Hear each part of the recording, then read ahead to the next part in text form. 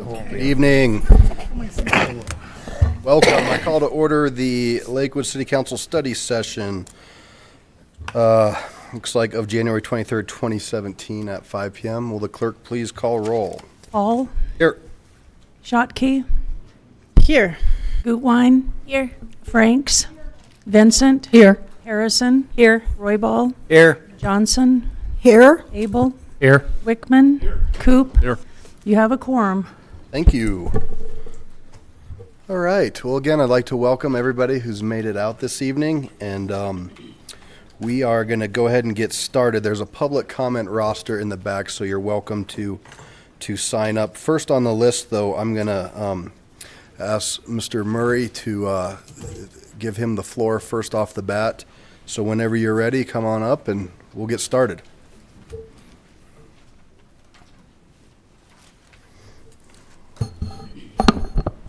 Thank you, Mayor Paul.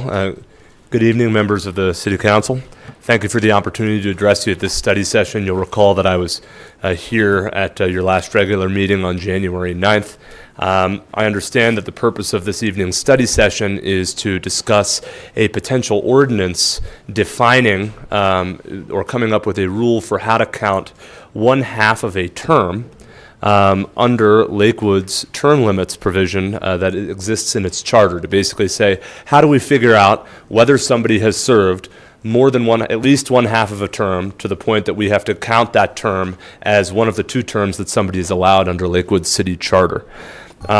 Now, I'm looking forward to hearing the council's discussion. I don't know what the proposal is that you all are going to be discussing tonight. I'm going to be really excited to hear what that is. But I want to talk about a couple things to get out there what I believe this council can and cannot do.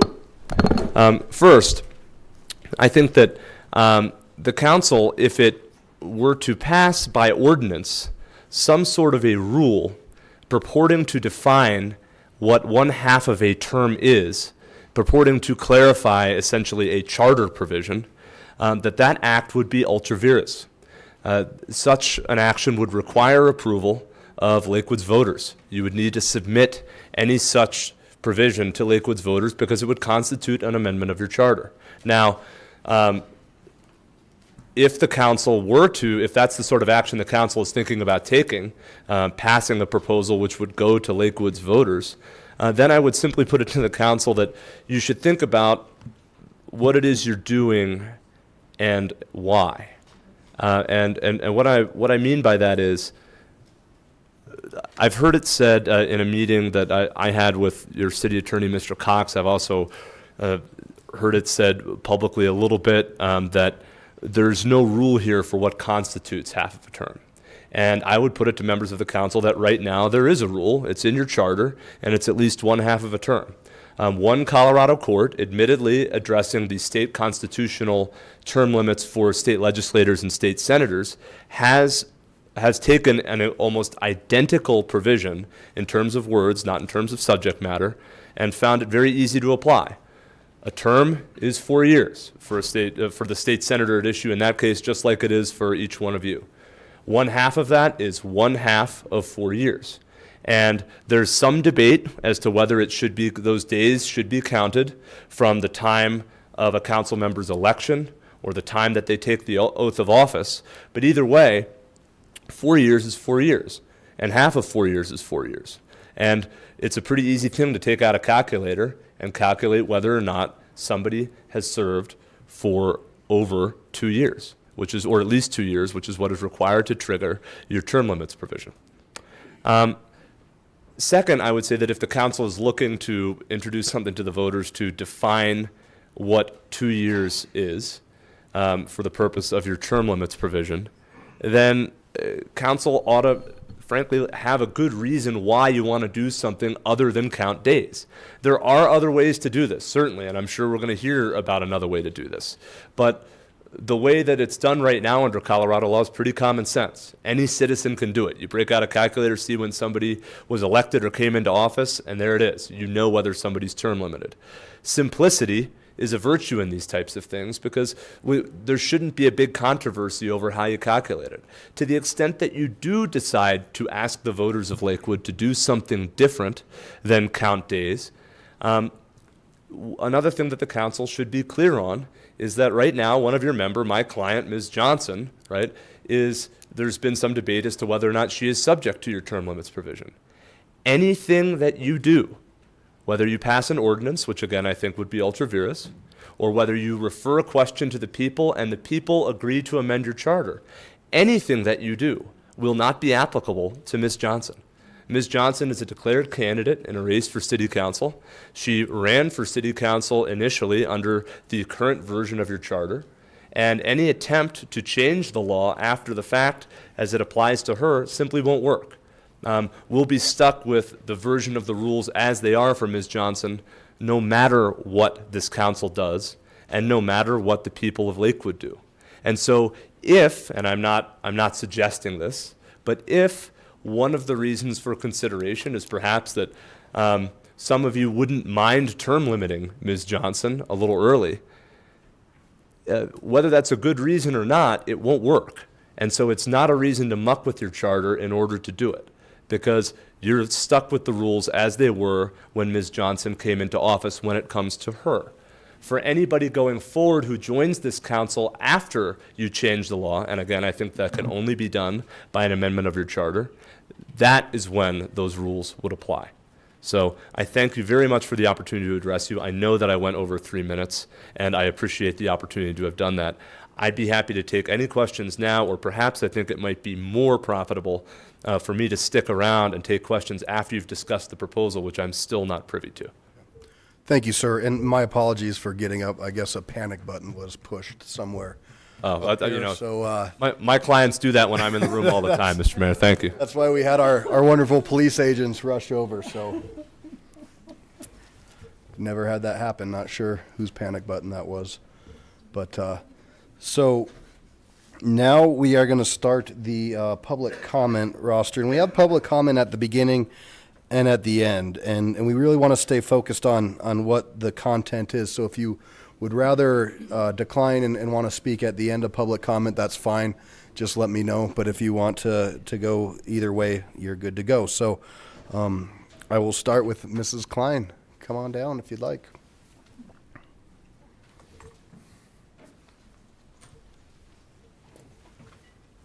Do you guys have one? So just me? So I must have pushed it.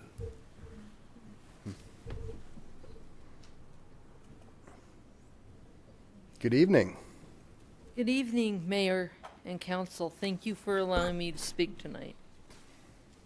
My name is Deborah K. Klein. I reside at 1388 Garrison Street, apartment D108 in Lakewood, Colorado. I am here this evening to voice my opinion on Councilwoman Ramey Johnson being allowed to run for another term. As you are all well aware, Ramey Johnson took over the unexpired term council position when Vicki Stack left on November 25th, 2011. Vicki's 4-year term was set to expire on November 25th, 2013. A full term, which is what we're discussing, is considered to be 365 days, concurrent with the calendar. This being said, the time period between November 28th, 2011 and November 25th, 2013 is 728 days. With this being said, Ramey's term is 2 days short of the 730 days in a 2 calendar year period. With that being calculated, Ramey has, in fact, not served the entire 2 years in a partial term.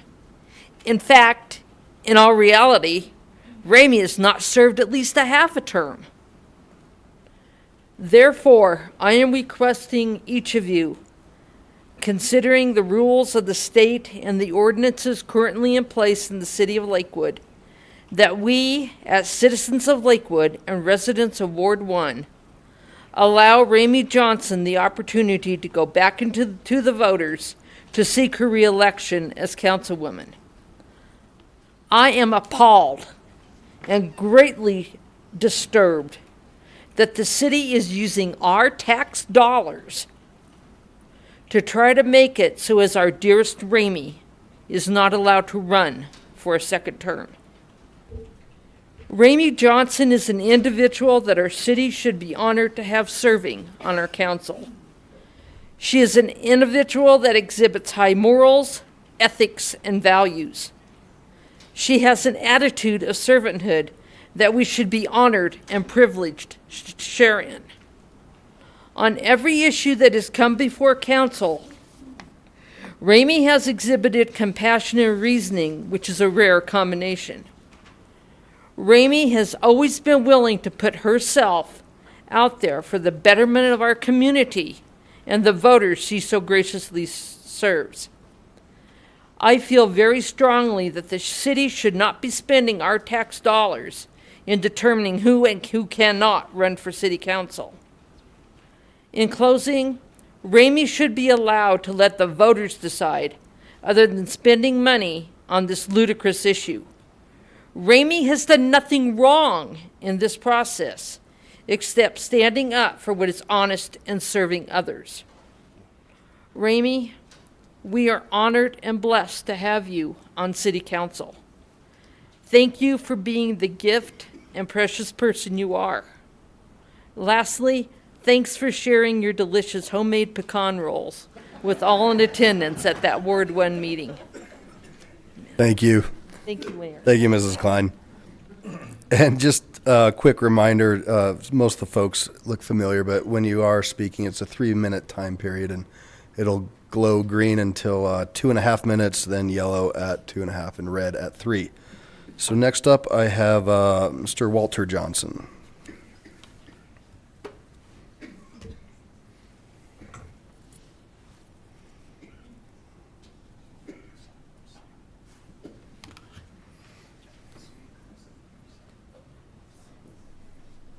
Good evening. Welcome. Good evening, Mr. Mayor, council members, and welcome to the guests. We are addressing what is the meaning of term limits here and exactly some things I'd like to review.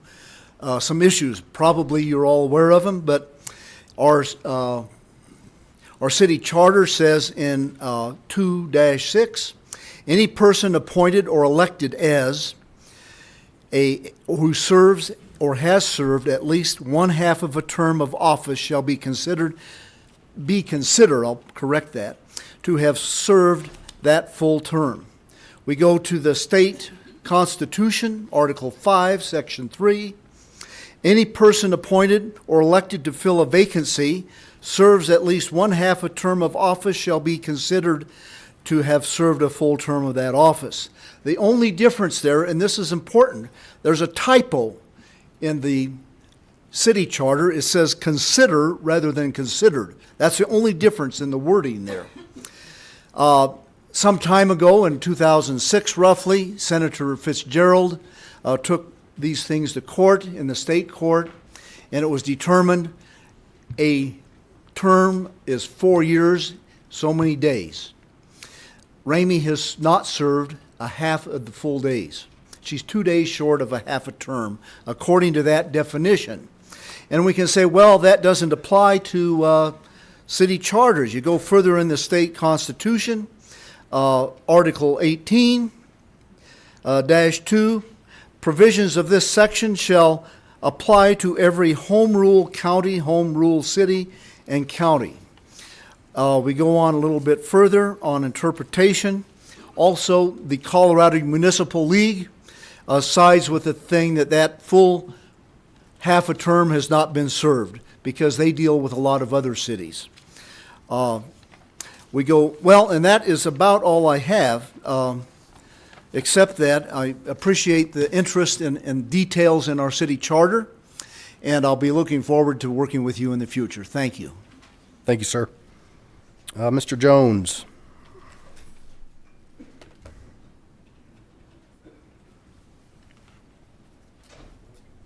Good evening. Evening, Mayor and City Council. I'm Forrest Jones from 9390 Lombardi Lane. And things have been covered pretty well already. I just, I do have a question of why we would even start going into the weeds and spending city time and money on this. And your guys' time is valuable. Let's keep it simple, and that's all I have to say. Thank you, sir.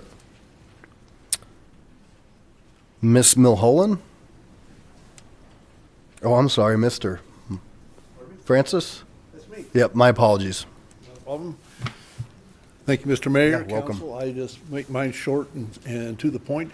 What's the purpose of changing horses in the middle of the stream? I mean, let her serve another term. Why are we wasting our time and money to get her off the, pull her off of the ballot? Thank you. Thank you. Mr. Jensen?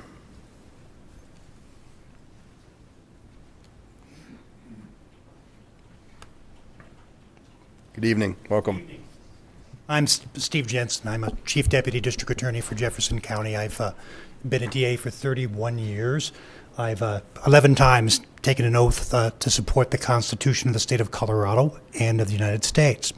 And so I wanted to point out that I believe that actually perhaps you're analyzing this provision under the wrong provisions. And that is the language from the city charter was adopted before term limits went into effect. The actual constitutional provision, which applies in this particular case, is Article 18, Section 11, parens 1. And I'll read directly from the Constitution of the state of Colorado. And it indicates that in order to broaden the opportunities for public service and to assure that elected officials of government are responsive to the citizens of those governments, no non-judicial elected official of any county, city, and county, city, town, school district, service authority, or any other political subdivision of the state of Colorado, no member of the State Board of Education, and no elected member of the governing board of a state institution of higher education, and this is the operative language, shall serve more than 2 consecutive terms in office, except that with respect to terms of office which are 2 years or shorter in duration, no such elected official shall serve more than 3 consecutive terms in office. That is the provision that applies here. There's no question whatsoever. And it says that if we are talking about a person who has served a term of 2 years or less, period, that they are entitled to 3 consecutive terms under the Colorado Constitution. And that language is slightly different than the language which is in your charter and which has been discussed. However, this language is binding upon the court. The constitutional amendment goes on and says that the voters of any political subdivision may amend this, may lengthen or shorten those provisions. But that hasn't happened since 1994 when this provision was passed here in Lakewood. So the Constitution of Colorado clearly indicates that when we are talking about term limits, that if we're talking about a particular term of 2 years or less, and there's no question that with respect to Ms. Johnson, that she was elected to fill out a 2-year term, that she's entitled to 3 terms.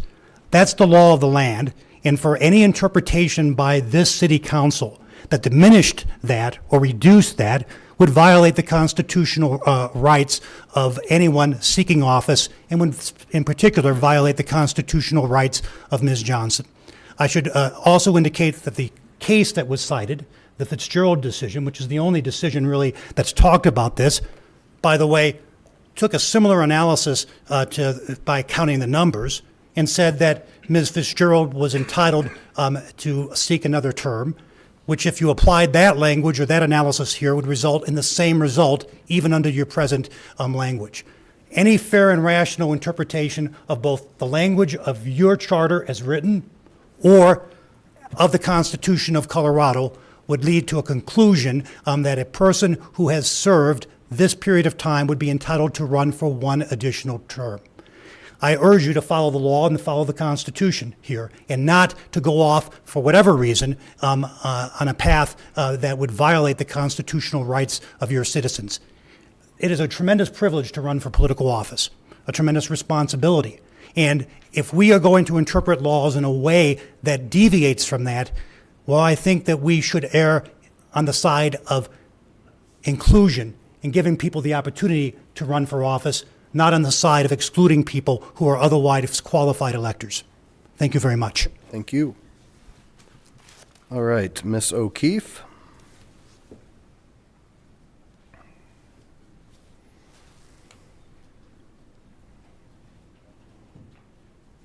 Good evening. Good evening, Mayor, City Council members. Thank you very much.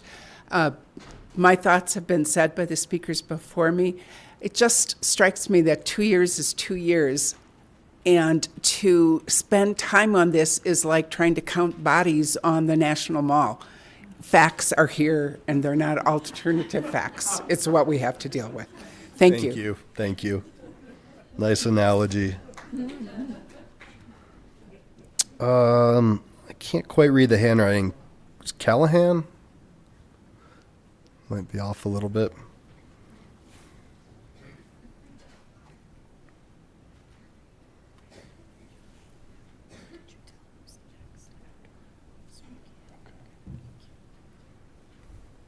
Good evening. Welcome. Good evening, and it's Ms. Clanahan. Callahan. Perfect. Thank you. Members of the council and mayor and guests. When the first speaker got up here and spoke, I just want to say what she said, because it was really good. The only one thing I'd really want to add today is that in seeing Amy Johnson over the last year or two, the one thing I've noticed about her is she really tries to work with both sides in an issue. She isn't somebody who's one side and that's it, you know. She's working with both sides, and if there's anything we need in our state, in our country today, it's unity. And that's one thing I really appreciate about Amy Johnson. Thank you. Thank you. We have Miss Braun, and then I'm going to read off the next name, Mr. New.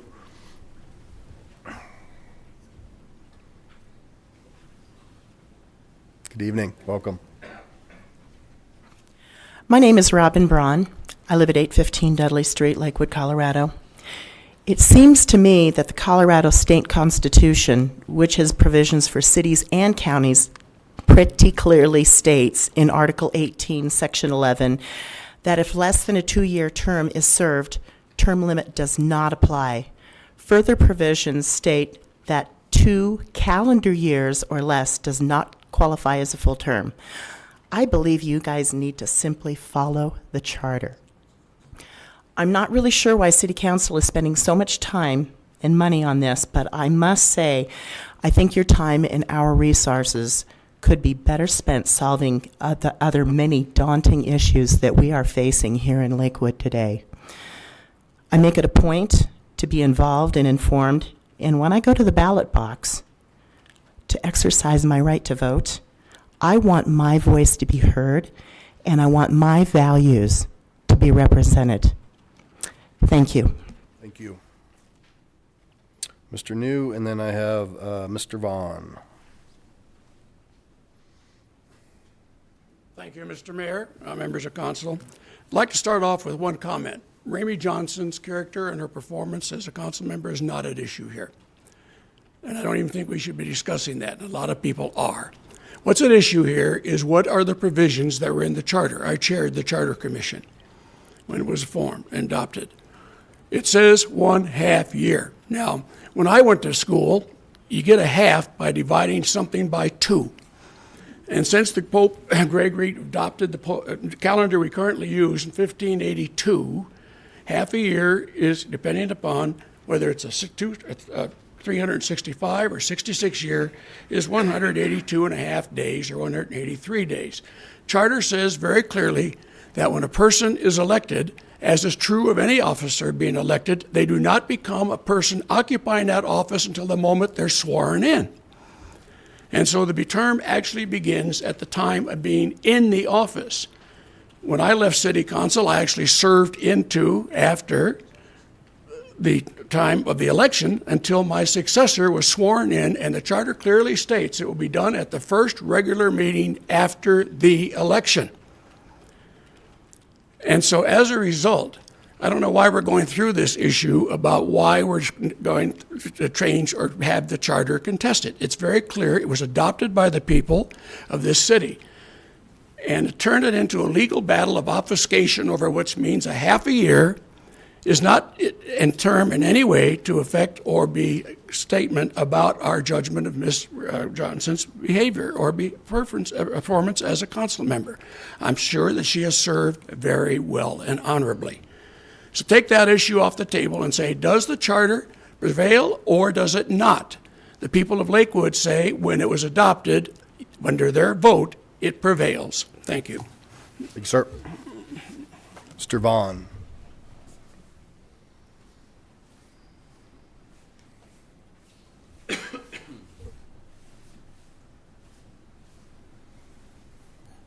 My name is Newt Vaughn, and unfortunately I live in Ward 5. I haven't had the opportunity to have Ramey represent my views, and when she was in the state, I wasn't had that opportunity at all. I've known her since she was in the state legislature. She represents the people and not the government.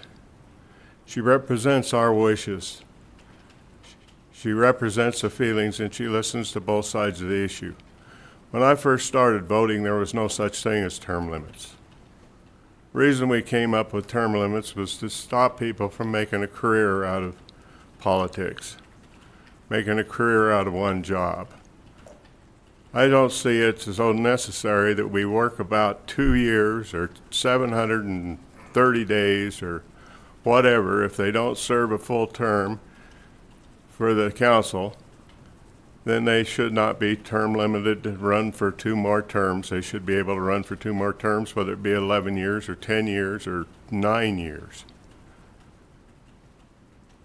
The reason we take over a position to be appointed or reelected in the middle of a term is because somebody quits or somebody dies or somebody does something that they can't be on the council anymore, serve the government. I don't see any reason to be going through all this expense and all this business. Just let her run the 3rd term and forget about all this 720 days and the whole ball of wax. Thank you. Thanks, sir. Ms. Torres, then Ms. Duffy.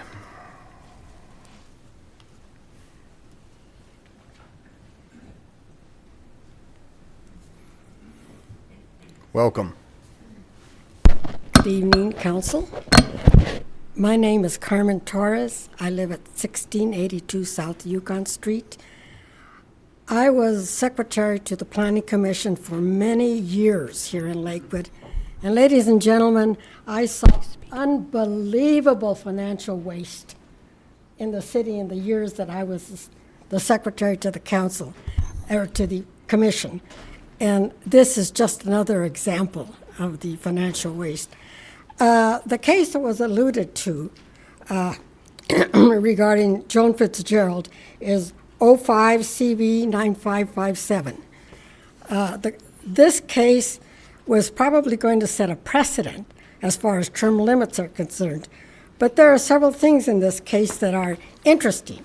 The judge granted Ms. Fitzgerald the additional ability to run, and it's strange because he granted her request to count a calendar year as 365 1/4 days.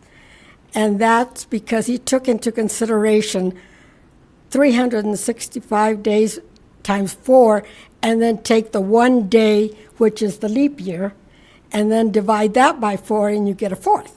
So in essence, the 1 year would be 365 1/4 days. So a 2-year term would be 730 1/2 days. Now this, if your attorney is present, are you present? Yes, he's present. I wonder if he brought this case to your attention. I would like to know that, because if he did, then you should have considered that, because this will, and I'm sure that the other gentleman who is an attorney knows that in future, this will be used as a precedent when term limits are in consideration. And I believe that for any changes of Lakewood, just to satisfy a party that prefers Ms. Ramey not to run again and to install perhaps someone they would prefer, I think is just unbelievably irresponsible. And it's unbelievably irresponsible if your attorney has not given you any information on this particular case. And if he has, then why are you disregarding this? Because this is a precedence, and he knows that, the other attorney knows that, and it will hold up in court again. I would request that you desist, as the judge said in this case, desist from having Ms. Ramey from running for a second term. Thank you very much. Thank you. Dan Duffy, then Amy Lewis, and then it looks like Randy Hyman. Diane Duffy. I too am curious as to why we're here this evening. The letter of the law seems very clear. The language we have in our charter has been litigated, and it has been termed that the days in the calendar year apply to this situation. It would seem that if there was a question about this, it could have been put to our city attorney. He could have written a legal memo, and that would suffice to answer the question. The letter of the law supports Councilperson Johnson. Let's talk about the spirit of this law. In the litigation, the judge also looked at the intent of that language. And in her decision, she wrote, term limits are not intended to limit terms as much as possible. This is to err on the side of inclusion, not to try and narrow this any further than it is. We all agree term limits are not a bad thing. And if someone were to take over right after someone had been elected and virtually serve out their 4-year term, we understand that. This is not that situation. Our charter is already more restrictive than others. In my research, I looked at the cities that are about our size. I looked at Aurora, I looked at Denver, and I looked at Arvada. They all allow for 3 4-year terms. We have 2 4-year terms. So we are already more restrictive than anyone else our size. They value the experience that having a council person brings to your views and helping us guide our city. And I find it really strange that we're not valuing that, and I'm confused because your discussions have all been in executive session, so we don't know what you're thinking having this study session and even bringing this up. It would seem that just present it to your city attorney and have a legal memo written to answer a question. I think you need to reevaluate why we're here. And Councilman Johnson, thank you for your service. Thank you. Amy Lewis.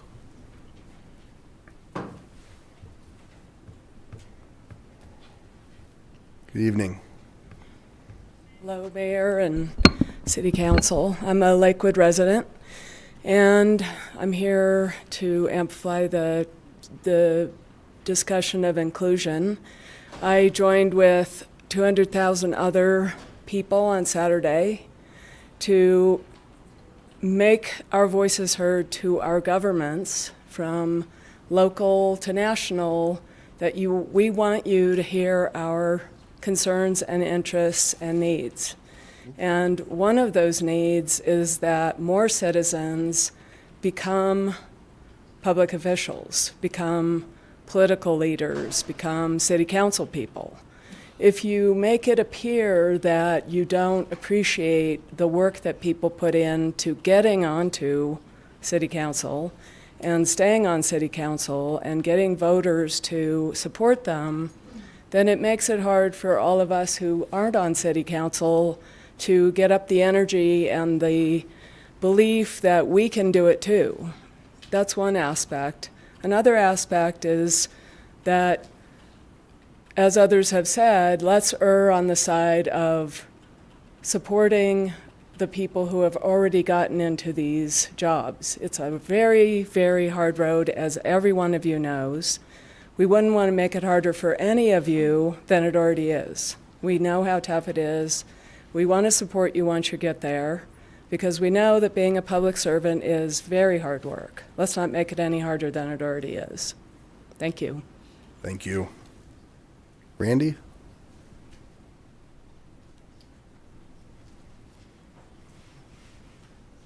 Good evening. Welcome.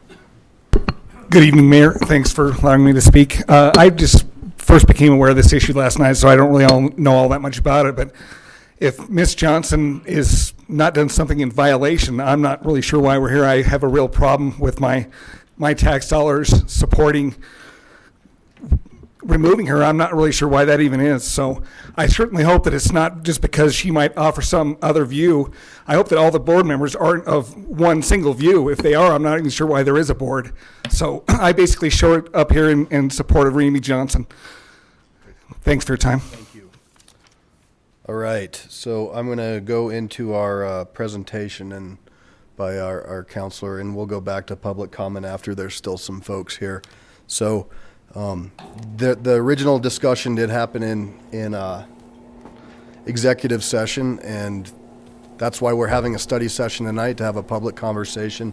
But I think it's really important to note, I know some folks have tried to characterize this as some sort of political deal amongst the body. It's not. As one of the founding charter members said, it's about our charter. And so that's the conversation we're going to have. And it has no weighing, no bearing on the way that Ms. Johnson has served. She has served with great integrity and it clearly has earned a lot of respect. So this is a challenging conversation for everybody up here, and I can guarantee that. And so this is the presentation by our city attorney, and then we can go back to some more comment.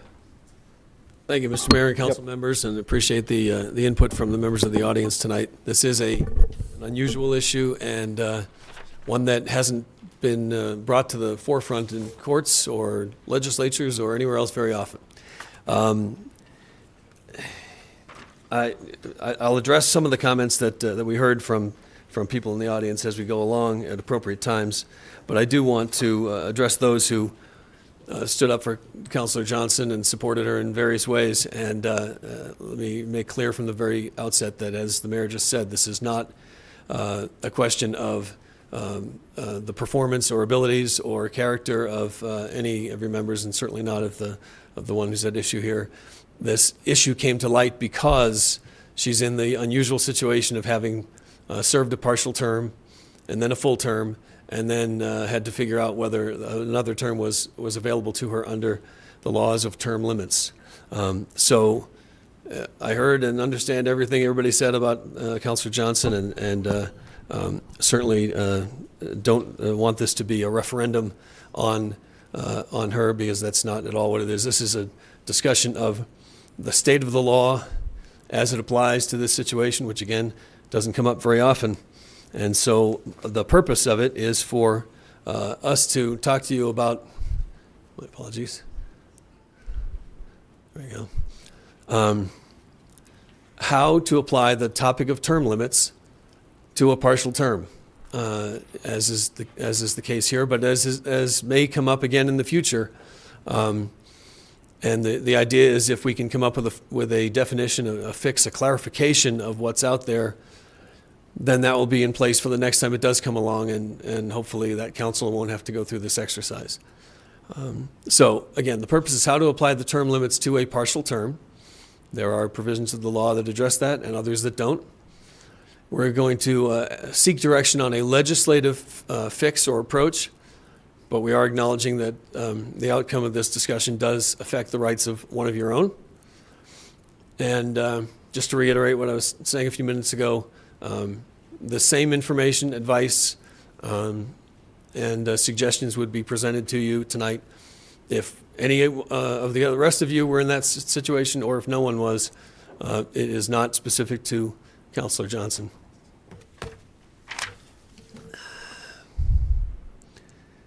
So, sticking with the purpose for just a moment, we have identified two possible legislative approaches to addressing the issue at hand. Of course, we'll talk more about what the issue is. And ultimately, at the end of this, we would like to seek your direction first on whether to pursue a legislative clarification of the charter, and if so, which of the two approaches you'd like to take. Just a very brief history, because I recall the prominence of term limits back in the 90s. It was a nationwide topic. It was addressed for the first time in many communities.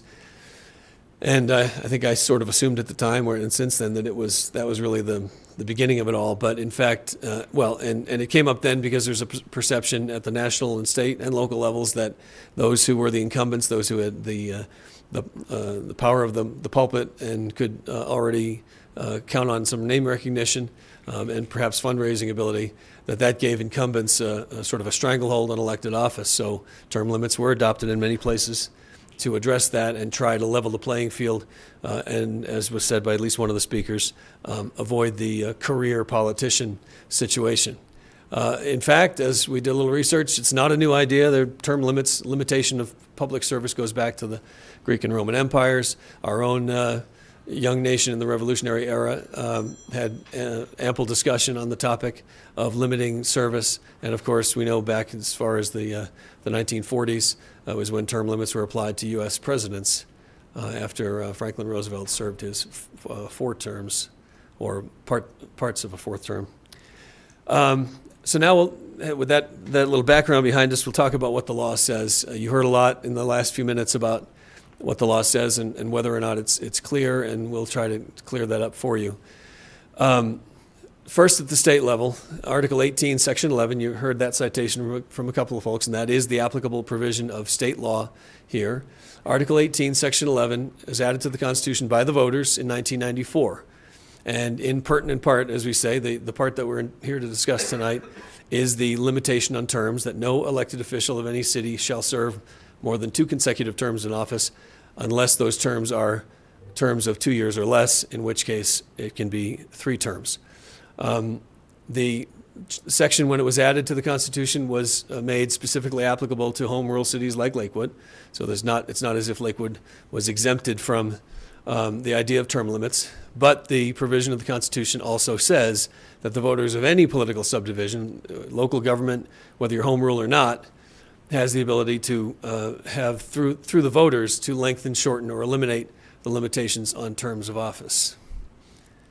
Now let's go back in time. As it was mentioned to you a few minutes ago, Lakewood's charter and its discussion of term limits predates that constitutional provision by a full 11 years. In 1983, the first home rule charter was adopted by Lakewood voters, and it established 4-year terms of office for Lakewood mayor and city council members, and it contains, even as far back as 1983, a limit to 2 consecutive terms.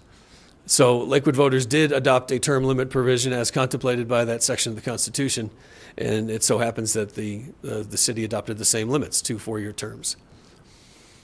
1992, so 9 years after that charter was adopted, and still 2 years before the state constitution was amended, Lakewood voters approved some charter changes, a number of them. One of those is added the language that you see above to section 2.6 of the charter. And it says, any person appointed or elected as the mayor or elected as a member of the city council who serves or has served at least 1/2 of a term of office shall be considered to have served a term in that office. Let me take a moment to pause and point out to you that Article 18, Section 11 of the Constitution, which provides the term limits for local officials in the absence of a local regulation, does not reference partial terms. That language is not in the Constitution. It's in a different section of the Constitution, but it's not there for this discussion of local officials. So when Lakewood adopted that provision prior to the constitutional amendment, that's the language that we have to consider and interpret. So that charter amendment in 1992 that added that language is an amendment that addresses the really rare situation in which an elected council member resigns or is otherwise unable to continue to serve in elected office. In Lakewood, because we can't do appointments to fill vacancies on the city council, an election is used to fill a vacancy when someone does leave, and the election is to serve in that role for the balance of the term. It is, per the charter, a special election unless the vacancy happens to occur within 90 days of a regular election, in which case the regular election is the point at which the candidates to fill that vacancy would run. That language is significant, and we'll go through a couple of scenarios to help everybody understand why that language about special elections and regular elections is significant here. But that's what the charter amendment really set out to do. The unanswered question, and I know a couple of folks offered their answers to this, is what does 1/2 of a term of office mean? There have been more than one legitimate ideas proposed over the years, and it's because of the existence of at least one alternative approach that staff thought it was important for council to know that there is a question to be answered there, that our charter doesn't address that question, and that the law is very thin and leaves the door open for a couple of possibilities. And we figure you should know your options before anything else happens. Here are the scenarios I was talking about, and I will confess from the get-go, this is not the most artistically pleasing PowerPoint presentation. It's intended to just be a visual supplement so that as I drone on for the next little bit, those who learn better visually than orally will have that chance to consider what's on there. But there's a lot of words on dark background, and I appreciate that it may get to be hard to look at after a while. So scenario number one, we have Councilmember Al elected in 2015. Everybody's getting elected in November, just as is the case here. So November 2015. For reasons that aren't important here, he resigns in March 2016, a few months later. And based on that vacancy occurring, a special election is held in May 2016.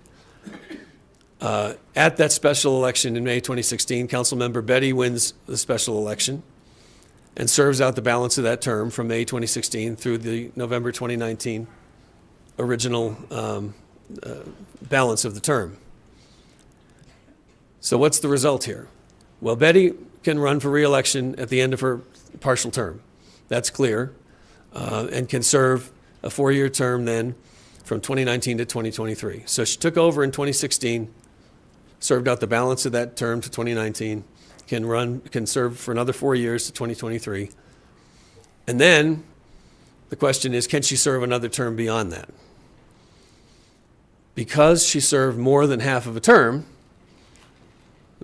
roughly 3.5 years out of 4, that counts as a full term because our charter says if you've served at least half of a term, then that counts as a full term. So in this scenario, the person who took elected office to fill a vacancy for more than half of a term can serve that half a term or more than half a term plus 1 full term and cannot run again.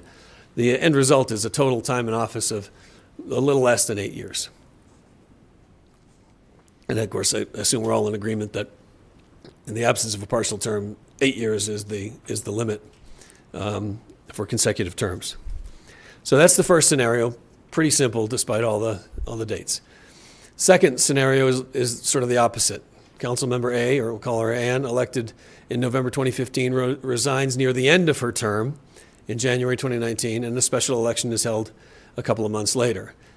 Councilmember Bob wins the special election, serves to fill out the vacancy, the balance of that term from March 2019 when the election is held through the election in November 2019. So the result of scenario 2, Bob may run for re-election, of course, at the end of the partial term and can serve a 4-year term through 2023. Now, when 2023 comes along, the same question comes up. Can Bob serve another 4-year term, having served a partial term and a 4-year term? And in that case, because he took office more than halfway through the partial, or less than halfway through the partial term, that's less than half a term, and that person, Bob, may serve a 4-year term up till November 2027. The upshot there is that that person's time in office is close to 10 years. And then we come to what's roughly analogous to the situation we have here. Councilmember A is elected in November 2015 and then resigns just about 2 years in, a little less than 2 years in. The vacancy occurs within 90 days of the regular election, so we can't have a special election. We have a regular election held at that time. There are going to be other council seats up for election at that same date. And now there's going to be an election to fill the vacancy for the balance of that term. At the regular election, Councilmember Beth is elected to fill that vacancy until November 2019. Not very long. Well, I take that back. Roughly 2 years. We're going to use roughly and approximately because we realize half is a loaded word tonight. And may run for another 4-year term after that partial term. So about 2 years of a partial term plus a 4-year term. The question becomes, can Beth serve another 4-year term after that for a total of about 10 years? And so that's the question in short form. And what we've got for answers is, well, if then. If the partial term was less than half of a term, then Beth can run for another 4-year term and a total of 10 years. If the partial term was more than half a term, then the Councilmember Beth has already served 2 full terms under the law and cannot run for a third one. That's the narrow circumstance we're dealing with here. We know what happens if someone gets elected at a special election to fill a vacancy a year into a 4-year term. We know what happens when someone gets elected at a special election to fill a vacancy 3 years into a term. One of them is going to be allowed to run again, one of them is not. The question is, what happens when you're in the middle and you're having this decided at a regular municipal election when other council seats are up for a vote? So it really does come down to, what does 1/2 of a term of office mean? And I know a lot of people think that there's only one answer to that question, but we wouldn't be here tonight if there weren't at least one other possibility. In looking for that answer, we go to the usual sources. We look at the Constitution and state statutes. They don't help us in this case because neither the Constitution nor the state law defines what 1/2 a term means in this context for this purpose. There have been a couple of opinions written by state officials in connection with the Joan Fitzgerald case you heard about a little while ago. Those opinions are helpful. They are not binding or conclusive in any way. And just our luck, they conflict. The 2 officials, the Secretary of State and the Attorney General, reached completely different conclusions on how a 1/2 a term should be defined. And that's one reason that this whole discussion is happening, is because there is and has been one, the top law enforcement official in the state reached a conclusion that there's another way other than what the Secretary of State concluded at that time. Where else do we look for answers? We look at the charter, and there's some language there that may help us understand what the options are.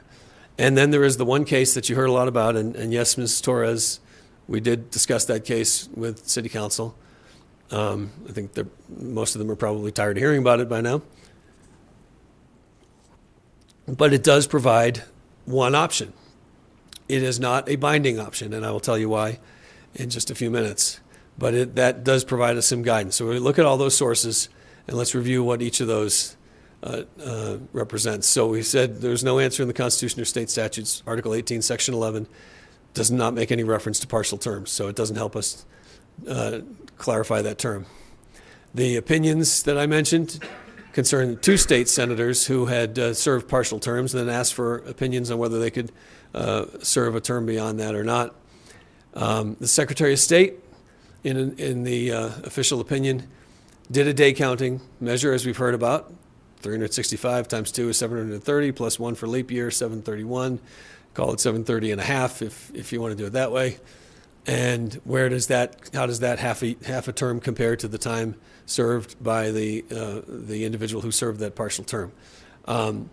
Based on that day counting measure, the Secretary of State said both had served less than half a term and could run for another. Meanwhile, the Attorney General took a different approach. And we're talking about state legislators here. So we're not in the same situation where you have a 4-year term where you are elected and you start serving and you basically serve 24 hours a day for 4 years, as I understand it. We're talking about people who are elected to a 4-year term but serve formally by it going to one legislative session that occupies part of the first year, another one that occupies part of the second year, and so on and so on. So the Attorney General at that time, John Suthers, said, I have issues with day counting. We'll talk about that in a minute. I'm going to suggest that the measurement should be from the beginning of the third legislative session. So in year 3 of the 4-year term, was this person in office at the beginning of that third legislative session? That's how Mr. Suthers decided that it should be determined, by counting not days, but by taking the 4 legislative sessions. Did you serve in 2 full sessions, or less, or more? And his opinion was written accordingly. I mentioned that language in the charter may help us out a little bit. We're going to come back to that.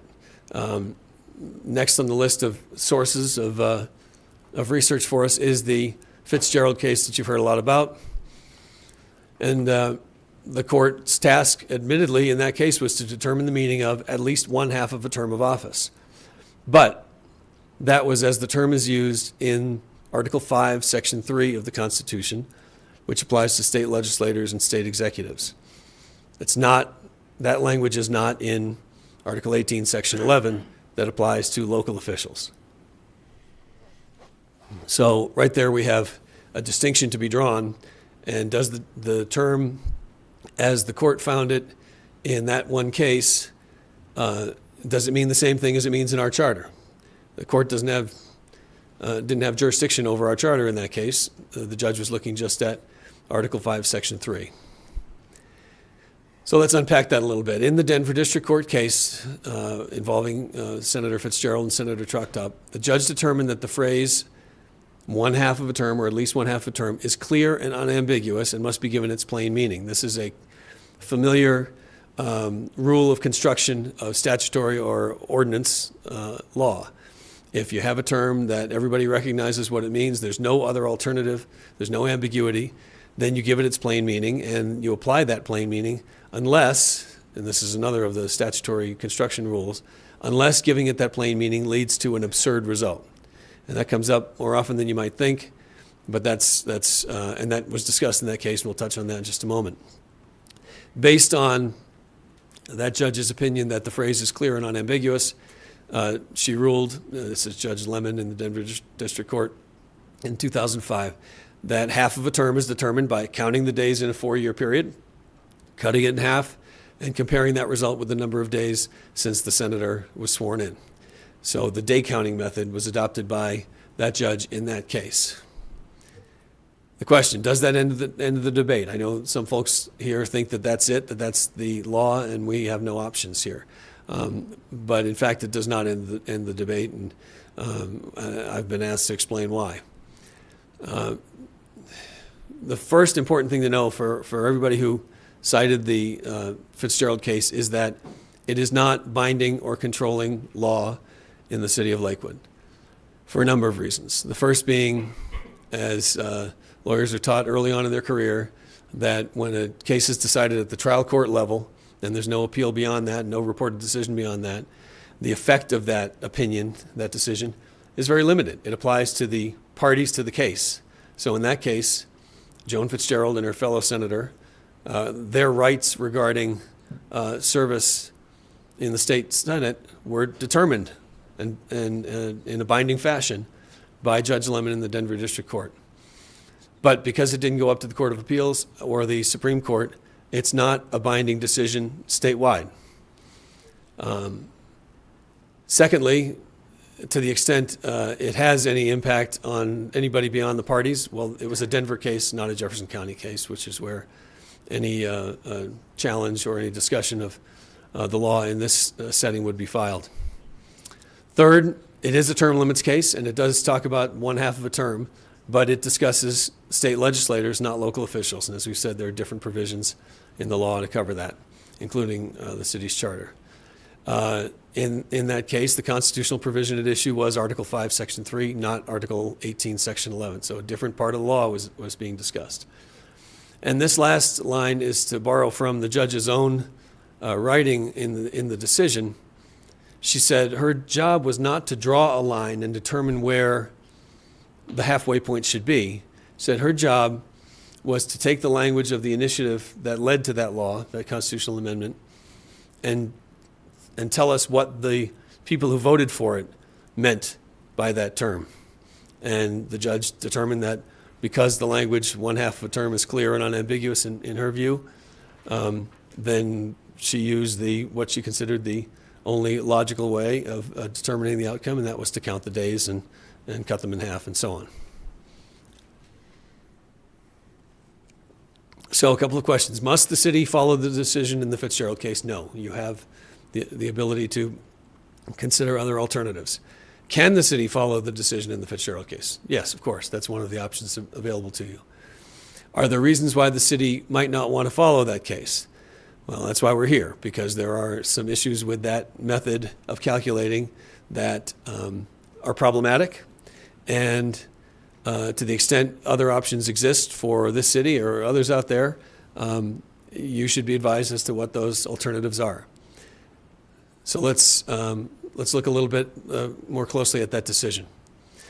As a general rule, another one of those statutory construction rules, language in a statute or ordinance is considered ambiguous if it is susceptible to more than one interpretation. In the judge's view, as we said, she found the phrase to be clear and unambiguous. There's only one meaning for the words at least 1/2 of a term. However, as we've talked about, Attorney General John Suthers, a pretty accomplished person in the legal field, looked at this entirely differently and said, that's not a good way to, it is susceptible to more than one meaning. It is ambiguous. And if I'm trying to figure out what it means, he said, I don't like the day counting method, and he explained why. Continuing with the discussion of the Fitzgerald case, the judge in that case relied on the mathematical use of half, which is 1 of 2 equal parts. Well, if you were to look in your dictionaries, probably the unabridged ones, you'd find at least one other variation on that, and that is that half can mean 1 of 2 roughly equal parts. Now, we're hair splitting here, and I know some people are going to find that amusing, but that's what Attorney General John Suthers was saying, is that 1/2 can and is in common usage used to talk about something less than exactly a half. The example up there, again, this is what the courts look at if they think that the term is familiar and common and has one meaning and only one meaning, that's the end of it. But if it can be used a different way and is in common parlance, that would be considered. We're in Super Bowl mode, so just as a simple example of how we use words, half of a football game is half of a game.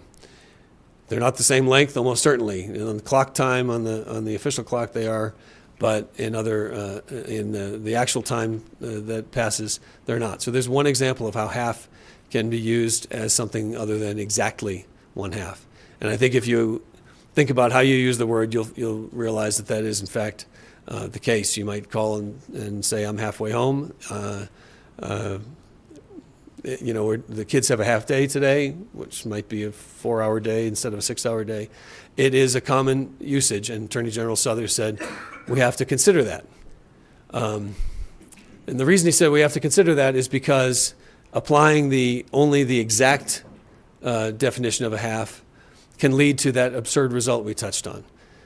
In the Fitzgerald case, the judge acknowledged that with her interpretation, with her application of the rule that it's count the days and you'll know whether someone can serve again, you can have 2 people at 2 different times running for a partial term at a regular municipal election roughly 2 years into that term to fill a vacancy.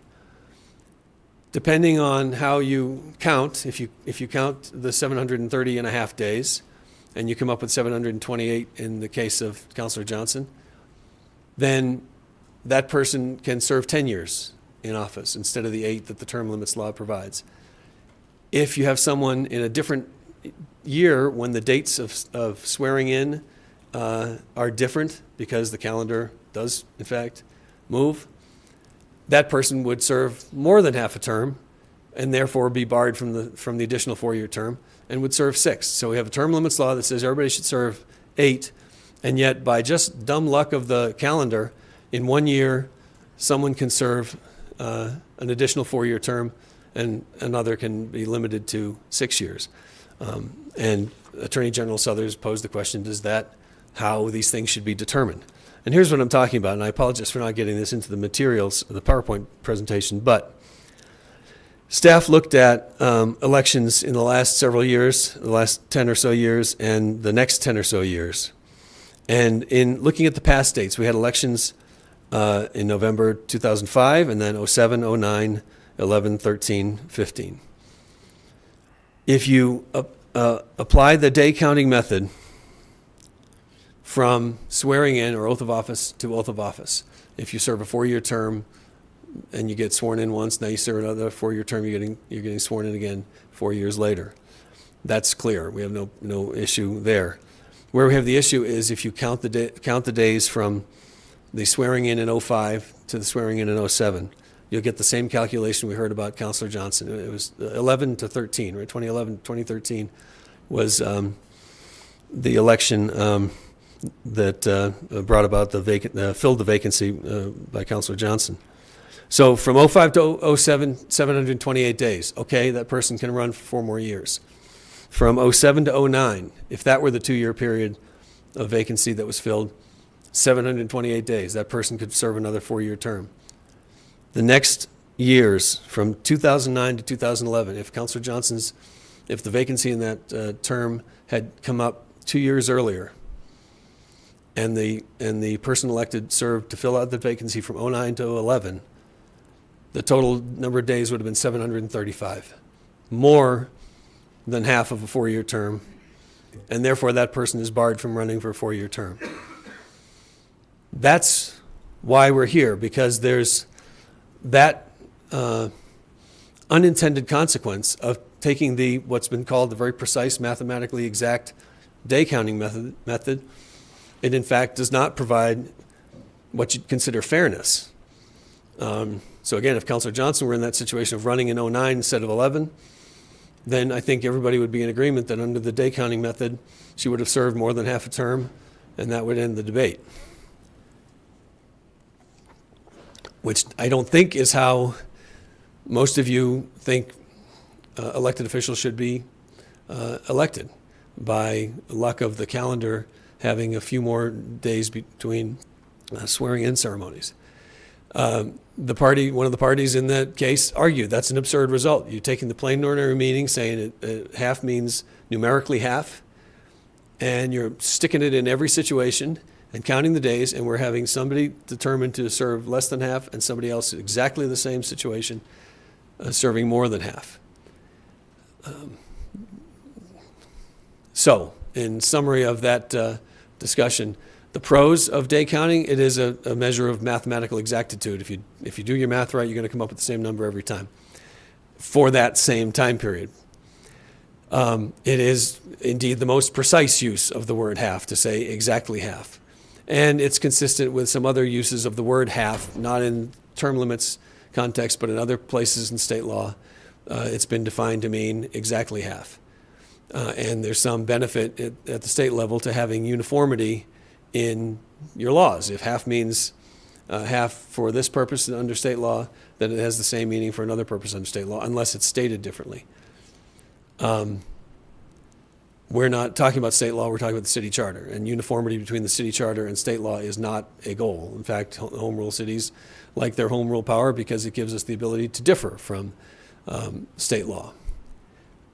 In summary again, and I haven't really touched on all of these, but there's uncertainty attached to day counting, because at the beginning of that time, when the person is running to serve the balance of the partial term, it's impossible to know exactly when or it can be impossible to know exactly when the swearing in date will be for the next term that starts 2 years later. Assuming that person fills out the vacancy for roughly 2 years and then runs for a 4-year term, we don't know at the beginning what the date's going to be 2 years hence. So that person who's choosing to run for the 2 years, thinking, I don't know if I'll be able to run again 4 years from now, 6 years from now, it has a level of uncertainty to it, despite the mathematical exactitude.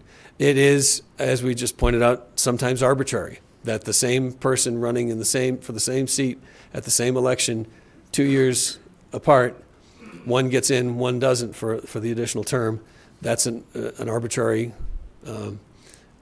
situation. It can be subject to manipulation if you consider nobody at all on this council, but some other folks who've served in public office in Colorado in recent years. You can imagine how someone can say, my swearing-in date is supposed to be the first regular meeting in November. Well, I'm going to be sick that night, and I'm going to buy myself 2 weeks. That happens. No one is suggesting that anybody here would do anything like that. It's just one of the things that the Attorney General pointed out in discussing this. And this came up in some of the public comment.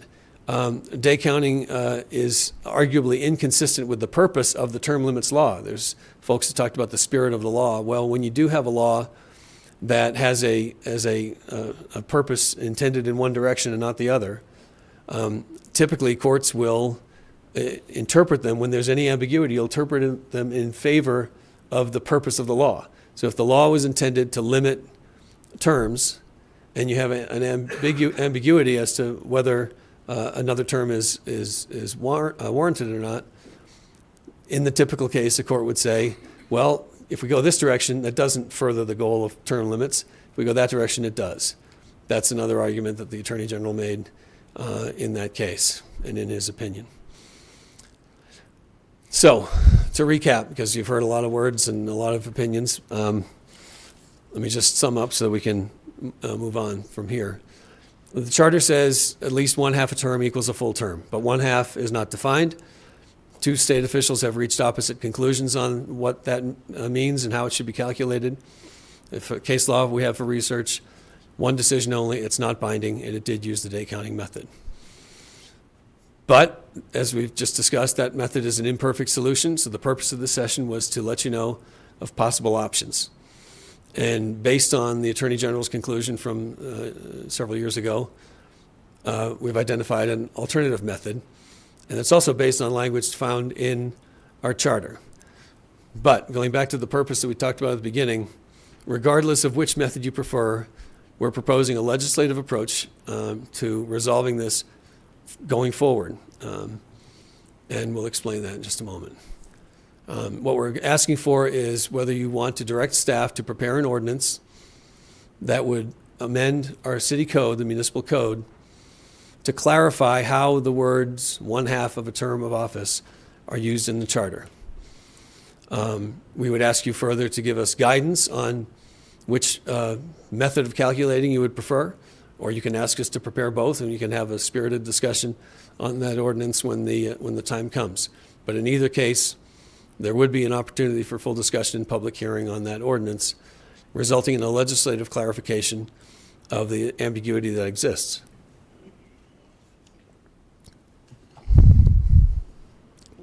Sorry. So that's the ask that we have for you tonight, is whether you want to direct us to take that action. I do need to just address a couple of the comments that were made so we can clarify those.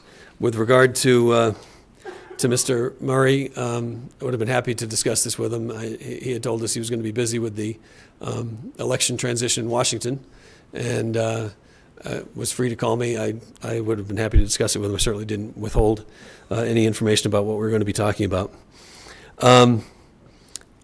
His suggestion that to use the code to amend the charter would be ultra vires. That's another word in Latin for outside the law or outside the rules.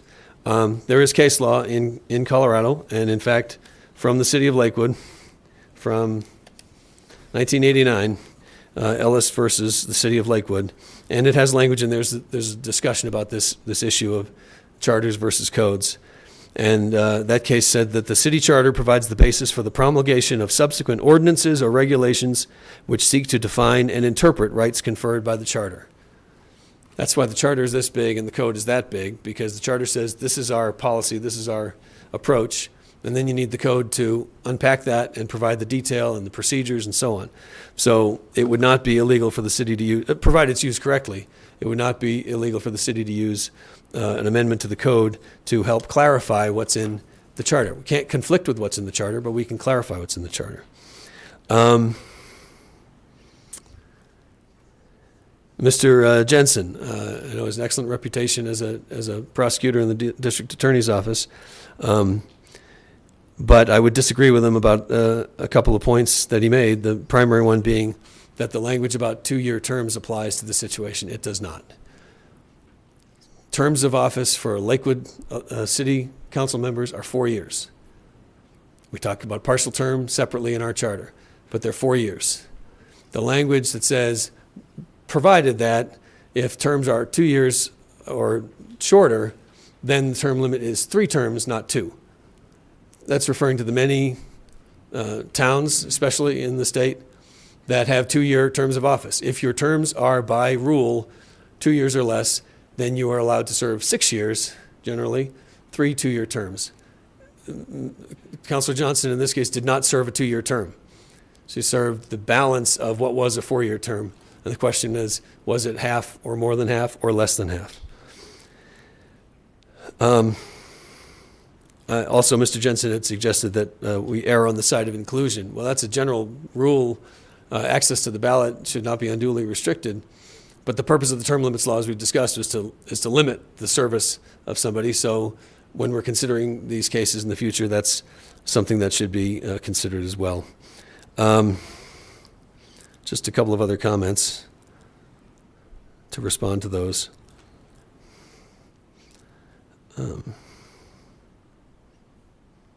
Ms. Torres said this would be precedent, and the Denver case is precedent. As we said, it is not. It does not bind this council or the city in any way. It's one alternative that can be considered, and I think that covers the comments that I had wanted to address. So with that, I welcome any questions and further discussion. Thank you, Mr. Cox. That was a nice presentation. I know that this has you in a tough spot as well in trying to do and be guiding in a neutral role. So I think after that, it's crystal clear what we need to do. Just kidding. Can you tell me? Councilor Vincent. Thank you. First of all, I appreciate the mayor's comment that this is not about Councilor Johnson, and the idea that there would be, I think, people up here that would try to get somebody in or out based on how I think they may vote is, quite frankly, to me, a little offensive. So I think we all have a lot of integrity up here and try to deal with that as we can. I did have a question because I've been thinking about this quite a bit. And I do not know how this would apply to the what ifs. And that is, we almost came with a situation here where a person who was on council could have been elected mayor, serving a half a term, or what was defined as a half term. There was discussion for the people who ran that that person would become mayor, and then the two people with the highest number of votes would then automatically serve, I believe they thought, 2 full terms, or the first highest would be a 4-year term, the second would be a 2-year term. I did not see anything about that in the charter. So my question is then, would the applicability of this half-year term apply to somebody, any of us who would give up a seat, run for mayor? Would that be applicable for that? And if yes, would that force you into having to have a special election because it would be more than 90 days? Right. It's an excellent question. That is obviously a viable, realistic situation. And that is what happened with sitting council members running for mayor in the middle of the term. Our charter does not address that situation. The only way that a vacancy on the council is filled per our charter is via the special election, or if it's close enough, at the regular municipal election. But it is a different situation, and beyond thinking about what's in the charter, I'm not aware at this moment of any other provisions that we'd have to look at. That's something we'd have to buttoned down. But the charter is silent on that. Okay, so then that would be something else we'd have to do on top of this. Is that correct? Well, only if there's a reason for a question about it. If the charter doesn't address it, then there's nothing that need to be done, because we know what the answer is. It's the same answers you'd have with this situation. Okay, thank you. Ms. Greer, could you turn up the volume? I think some folks in the back are having a hard time. Okay.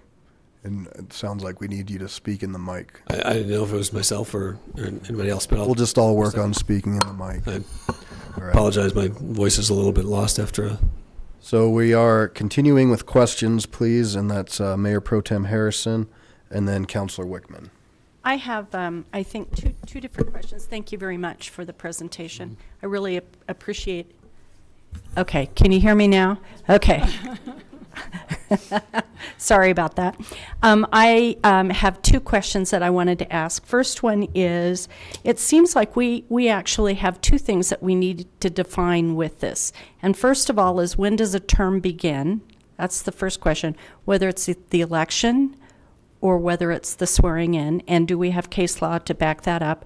And then the second question would be, as you talked about, what does a half of a office mean? But if we have to define when it starts to figure out what the half is. Right, and I thank you for that, because in my haste to get through the presentation and be able to move on to discussion, I neglected to mention that. That is an important point.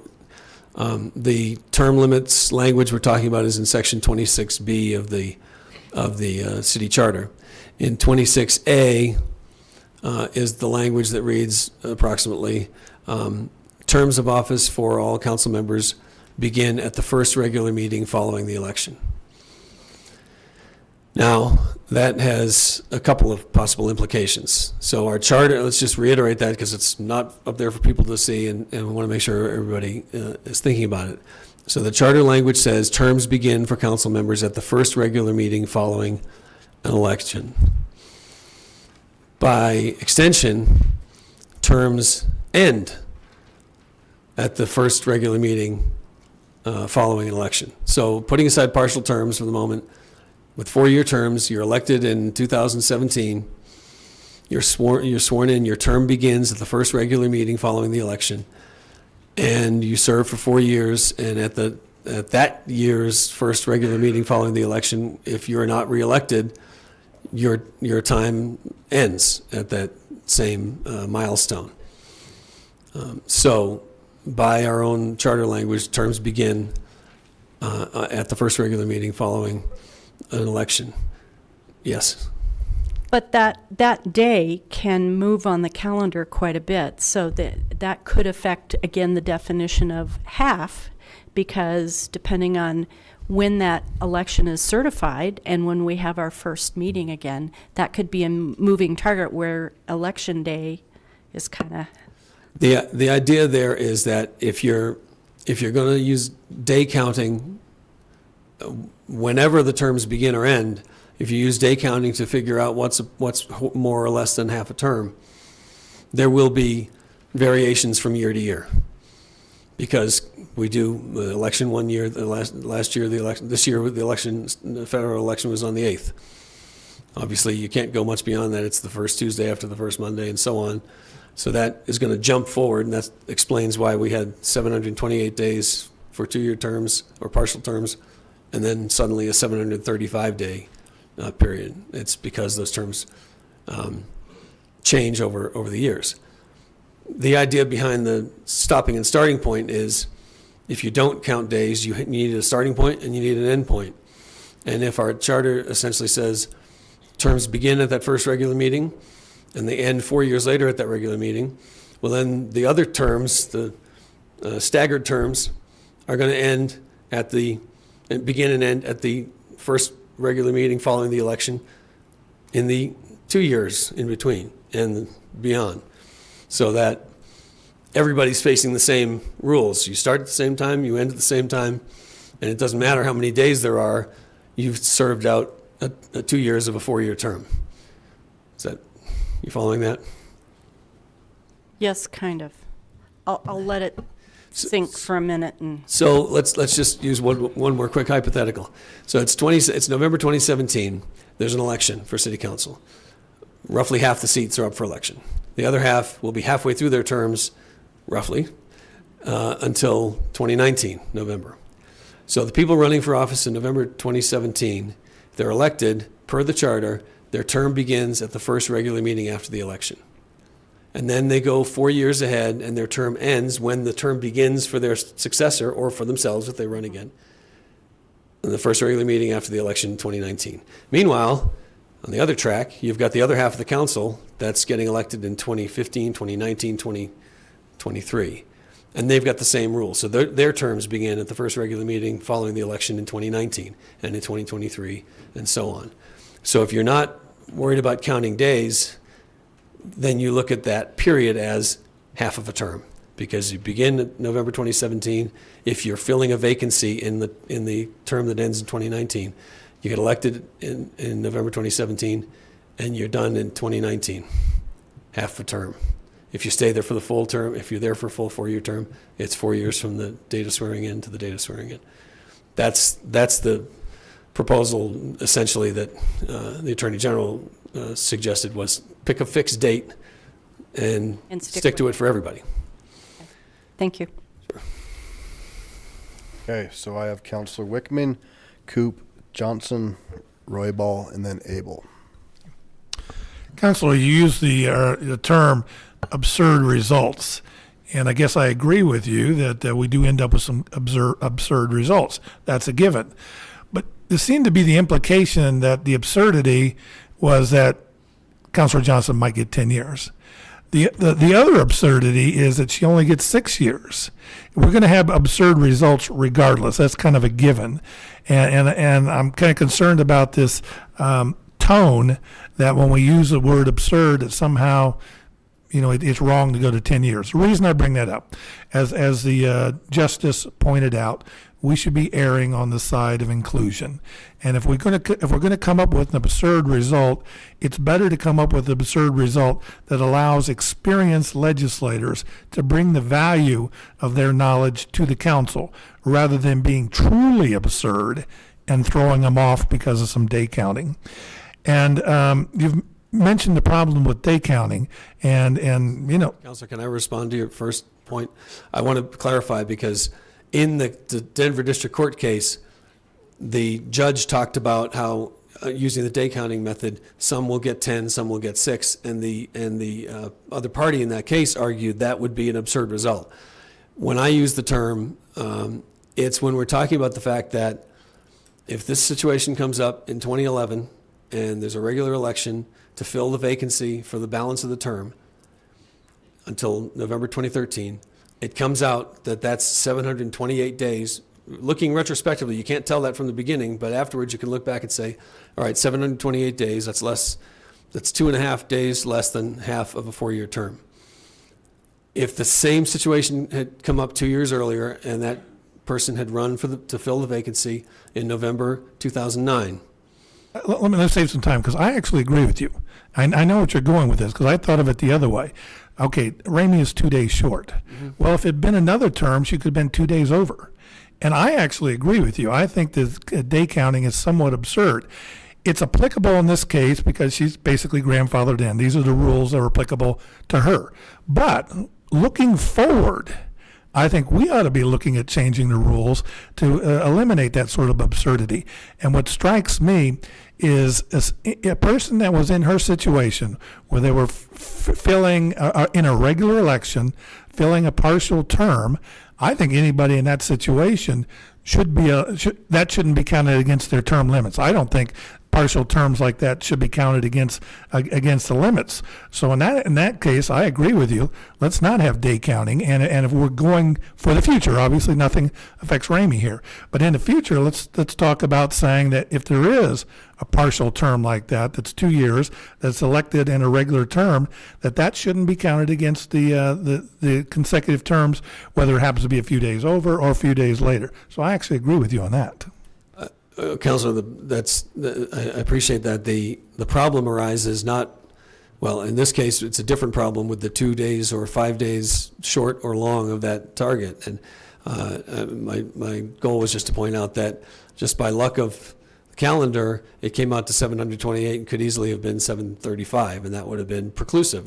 And I don't think that's fair to say, gee, Counselor, your swearing-in day happened to be after the second week of the month, and therefore you can't run again. Right.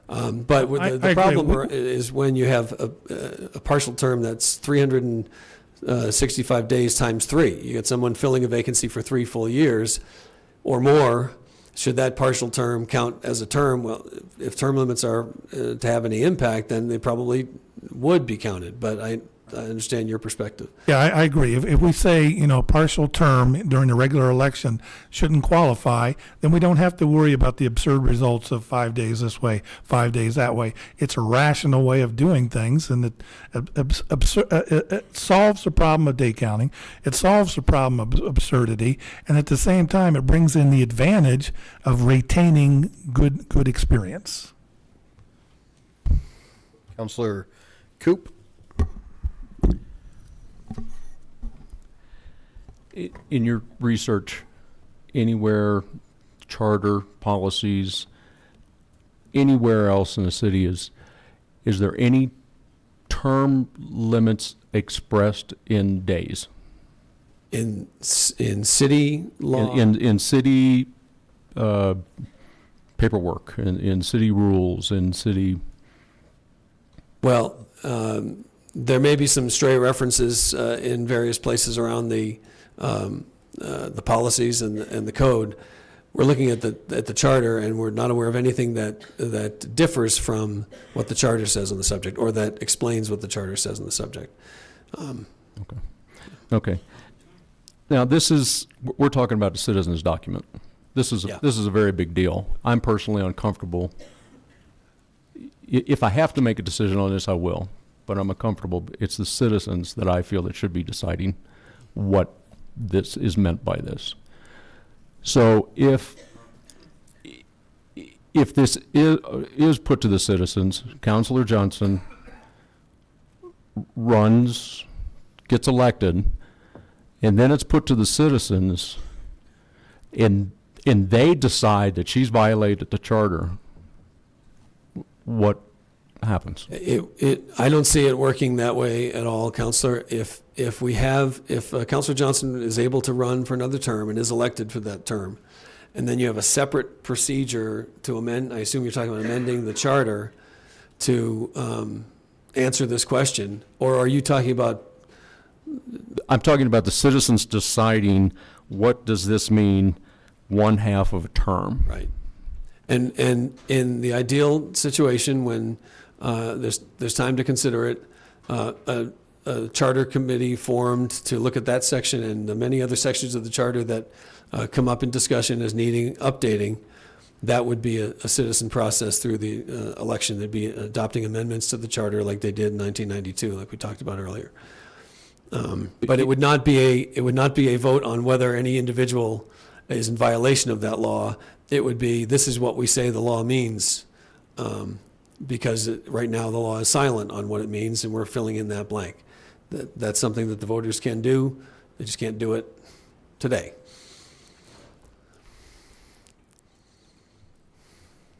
Okay, thank you. Thank you. I would just like to answer a lot of people that said, why are we doing this? This seems silly. This seems silly. Why are you wasting our time? Why are you wasting anything? It's our job to protect the charter. Whether you agree with it, that everything is okay, or you disagree that nothing is okay, there was a big enough question and questions that we had to do this. So sometimes that's what we have to do to answer these questions. So that's why we're here. It has nothing to do with Councilor Johnson. It has to do with a situation that was brought up that revolves around Councilor Johnson, but it has nothing to do with her personally. So I just wanted to answer that. That is why we are here. Thank you. Mr. Mayor, can I just briefly follow up, because that's a point that we didn't talk about, but why are we here? Certainly if the rules were interpreted so as to preclude Counselor Johnson from running again. She has certain rights that her attorney can help her pursue to try to challenge that decision or seek access to the ballot, and we recognize that. One situation we haven't talked about is because there is a question as to whether half of a term has been served, there is an argument that she's not eligible to serve another 4-year term.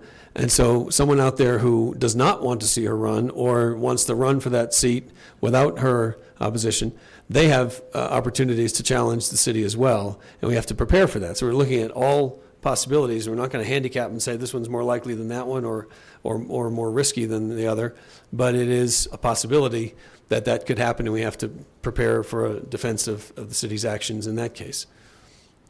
Mr. Cox, I think that's a good point also, is that this is good preparation. We may have to, if this goes forward and there might be somebody who challenges that, we would be in that position to defend, correct? Correct. So, Councilor Johnson? Thank you. There were some things stated that I feel that my attorney should have an ample opportunity to respond to, and so should Steve Jensen. They've both weighed in, and you've said something different. I'd like to see them have an opportunity to respond. I'd like to give a little background and history on this so that everybody can understand what's been going on. Not long after I was elected, I asked our city manager if I could run for 2 full terms. She did not know. She asked our city clerk, and the city clerk said no. That was the definitive answer. This conversation got reignited again last May. I have correspondence from you regarding this issue. You were asked 5 times from the dais, Tim, what was the city's stand on this? We never did get a definitive answer until our last meeting in 16, in December.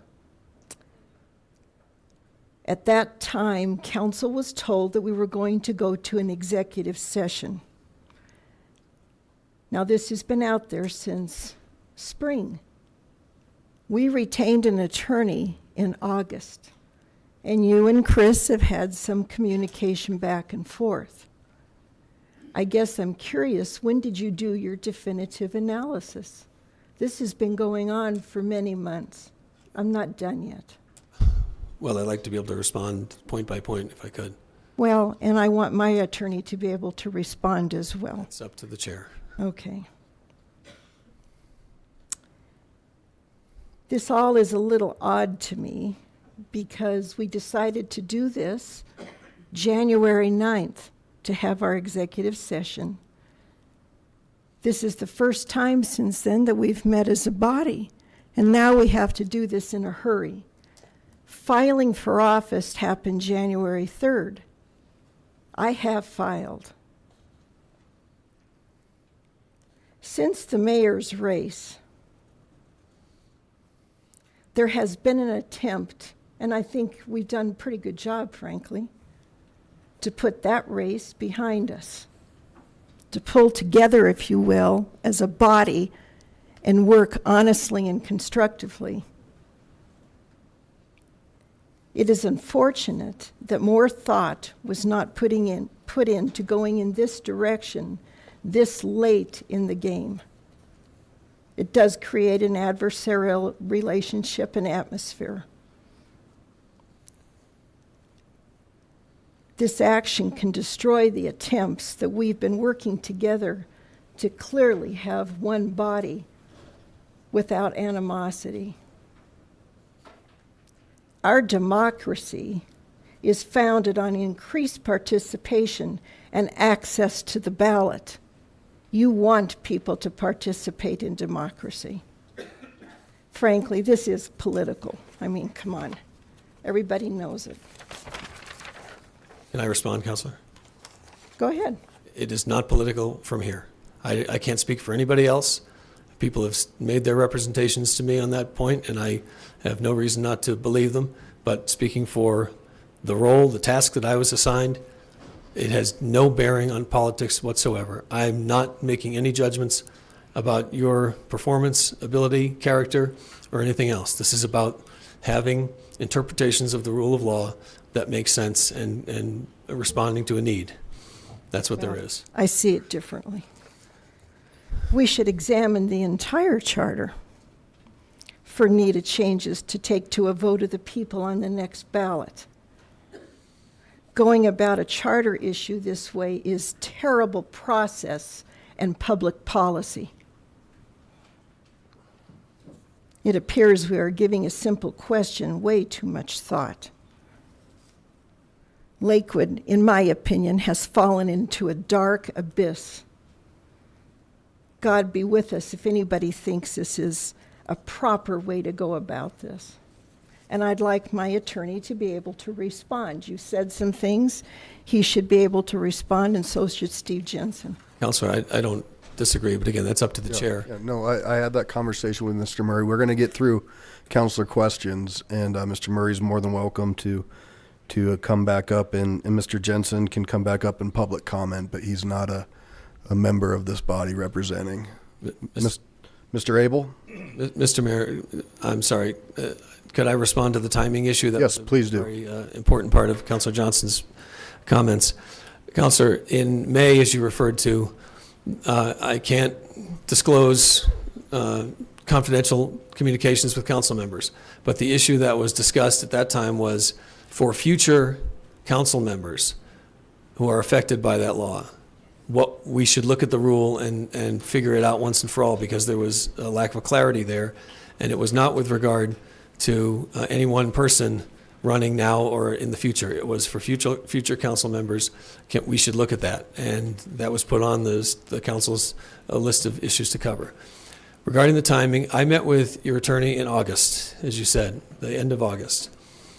The takeaway from that meeting was that he was going to prepare a memo summarizing his position on this issue, and that was to come to us by the end of September, approximately 1 month later.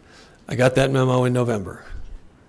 We were conferring with various people and doing our research, and it takes some time, and there are other projects going on, so it wasn't as if it was a full-time task, but we did the research as quickly and efficiently as we could, and we came to the conclusion we came to in December.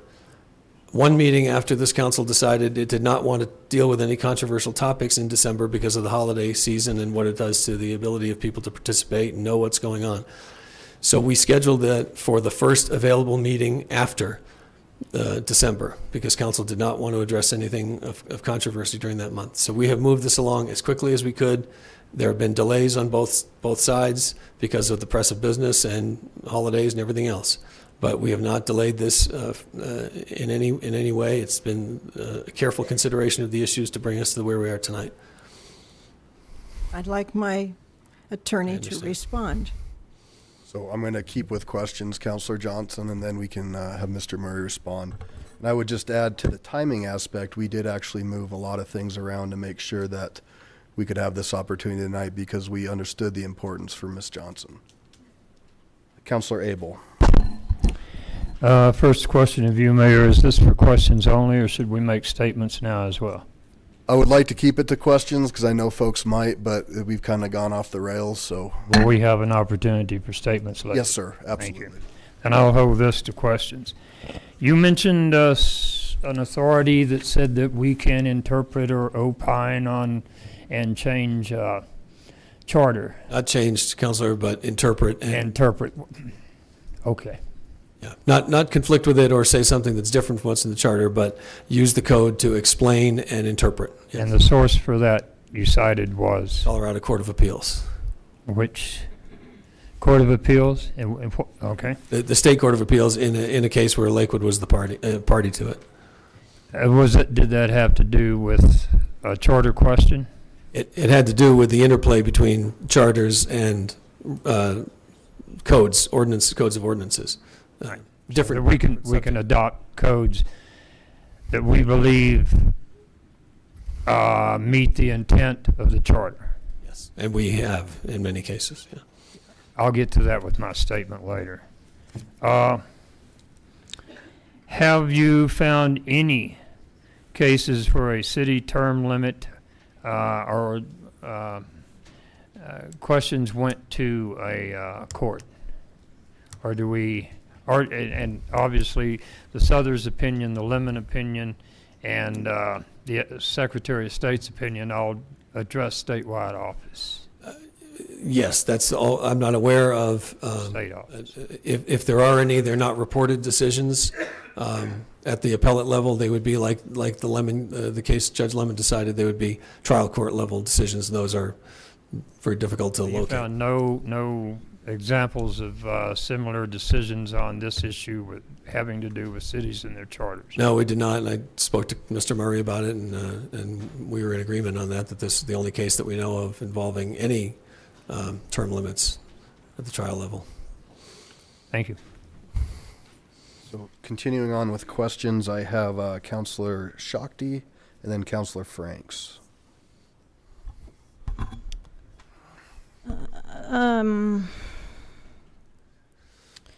So I think it's important that we think of this legally, like you've been talking about, and it's not about who we like or who we don't like kind of thing. But there was a comment made earlier that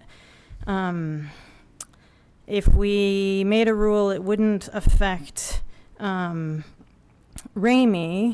And I worry that that looks like we may be making one rule for our friend and another rule for everybody else. And I wonder if there's any legal issue with that. Well, the issue, as we see it, is that we're not talking about going from one rule to another. We're talking about the absence of a rule, that there's no guidance in our charter as to what that, how that phrase is to be defined or measured. And the purpose of the legislative enactment and ordinance that we've been talking about would be to clarify what the charter says and say, as used in the charter, at least one half a term of office is to be calculated by, and it could be the day counting method, it could be another method, but that's the point, is that it would not be changing the rules for a current officer. It would be explaining what something means using the code to provide the detail that the charter lacks.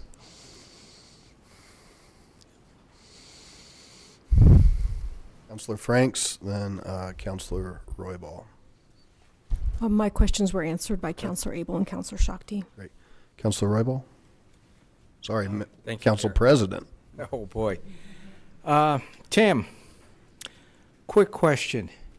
This conversation that we're having does not pertain actually to Ramey because she's already, now she is a candidate. So this would be for the future candidates running for office. The intent when this came along was to provide a solution that would fit both scenarios by, again, not changing the rules. It is the rule that if there's a regulation in effect at the time someone begins the process, whether it's a zoning application or this process, that the rules cannot be changed in midstream. Our point was that there is no rule and there's an absence of guidance, and we wanted to use an ordinance to provide that. But again, to answer my question, is that now that Councillor Johnson has officially became a candidate, the present rules apply. Is that correct? The present rules apply to the extent that they answer the questions that we need to answer. Challenges to the eligibility to serve are usually done after an election, when there's a challenge by someone who thinks that it was not done, that a person was not eligible who won. So there's a range of arguments between here and there as to what would happen if there were a challenge, and we can't foresee all those possibilities. But what is your interpretation of that? It depends on the language that's adopted. Frankly, we gave you a couple of approaches. Presently, without any language being adopted, anything going through, what is your interpretation as we see it today, right now? I think it could be interpreted either way, to apply or not to apply. Okay. I can't foresee all the possible challenges to that. Okay, now I have another clarification. The starting date. after researching and after looking at different things within the state of Colorado, can you give us some guidance when the actual counselors or state representatives or judges take office? Is it from the time that they get elected in November 4th, 5th, or is it the time that they get sworn into office? With Lakewood City Council members, the charter provides that the starting point is the first regular meeting following the election. I'm not researching what state legislators, when their term starts. That's not the question before you. So is it the time they take oath of office? I think as a general rule, that's the most common way of starting a term, is when the person is sworn in, and our charter defines it by the meeting at which that would happen. So the meeting, if the meeting for some unknown reason could be sometime in December. Theoretically, our charter has been read to require at least one meeting in November, and since the charter says the first regular meeting following the election that happens in the first week of November, there would need to be one November meeting. So it'd be an odd set of circumstances if there were no meetings until December. Okay. Thank you. That's all the questions I have. Thank you, sir. So just for a quick public service announcement for those folks that have come in, you're not late to the regular council meeting. We're still in a study session mode, and we may go a little bit over. It looks like we probably will, so we might start the regular meeting a little bit late, and we'll probably do a recess between this and the regular meeting. So just so you know. And that exhausts the council questions. I know there's going to be some more comments. Mr. Abel, is yours a comment? Because I was going to offer Mr. Murray the opportunity to come up and answer some of those questions. Is that okay? All right, Mr. Murray. So then we'll come back to council after this. That way we can talk and then we can figure out some direction. Thank you, Mr. Mayor, members of the council. I want to go through what I just heard from Mr. Cox presented to you. I'd like to point out what I think was probably apparent to many of you, which is that the various vacancy scenarios that Mr. Cox went through, he went through 3 vacancy scenarios with you. It shows that he understands perfectly well how the rule operates right now, that there is a rule. And the rule is 1/2 of one term, 2 years. He doesn't particularly maybe like the answer when it comes to right now, but the rule is the rule, and even if you have to slice it pretty thin, the rule is very easy to figure out when you count days. Very easy to figure out. And that is the rule which applies to Councilmember Johnson. And before I go into the rest of my comments, I want to make clear to the council, I've heard from multiple people on the dais, multiple members of this council, that this doesn't have anything to do with Ms. Johnson. Well, if it doesn't, then it's very simple. If you determine to pass an ordinance which changes the way that you count 1/2 of one term under the city charter, then you simply make it applicable on a going forward basis. If you choose not to do that, it's clear what you're doing, because there's only one person who you can target with a rule that would be retroactive, and that would be Councilmember Johnson. And if you do that, it will not stand up in court. You will lose that. Mr. Cox says that there's no rule, and so we'd be doing a public service in the case of a challenge to Councilor Johnson and her eligibility to run. The rules that apply to her eligibility to run, whether they're clear or whether they're opaque, are the rules that were in effect when she declared for office. Those are the rules that a court deciding any challenge to her eligibility will use to determine that. Anything that you pass here, if you purport to make it applicable to her, will not be applied to her by a court in Colorado. And if you do that, it will be bald what you are attempting to do, which is to term limit her prematurely, irregardless of the rules. Now, I'd also like to point out the situation with Attorney General Suthers and Secretary of State Dennis, right, and their disagreement, which was sorted out by Judge Lemon in the Fitzgerald case. That just shows why you don't want to try and be making decisions like this retroactive in a political year. Because, and John Suthers is a friend of mine. He is a man that I respect greatly. He's one of the greatest attorney generals to serve in this state. He also just happens to be a Republican. Okay? Secretary of State Dennis happened to be a Democrat. State Senator Fitzgerald happened to be a Democrat. And look at which way those opinions came down. General Suthers said she was term limited, and frankly, I believe he engaged in a tortured piece of legal reasoning to try and get there. Secretary of State Dennis said he wasn't, and Judge Lemon, the only neutral party in that dispute, looked at both those interpretations, including the interpretation which Mr. Cox spent a long time reading to you from. And here's what she said. She said, this is talking about the difference between Attorney General Suthers, who says you should do something other than day counting, and Secretary of State Fitzgerald, who said you should use day counting. Judge Lemon said, the court concludes that 1/2, in scare quotes, is a plain English term whose ordinary popular meaning is one of two equal parts. The dictionary definition of half is either of the two equal parts of something, and she cited to no less than 3 dictionaries for that proposition. Secretary Dennis argues that some dictionaries have secondary or tertiary definitions of half that contemplate approximately equal parts. The court's task, however, is to give effect to the plain, ordinary, and popular meaning of the words, not to stretch for a more obscure meaning. With all due respect, what I saw Mr. Cox do up here is stretch for a more obscure meaning.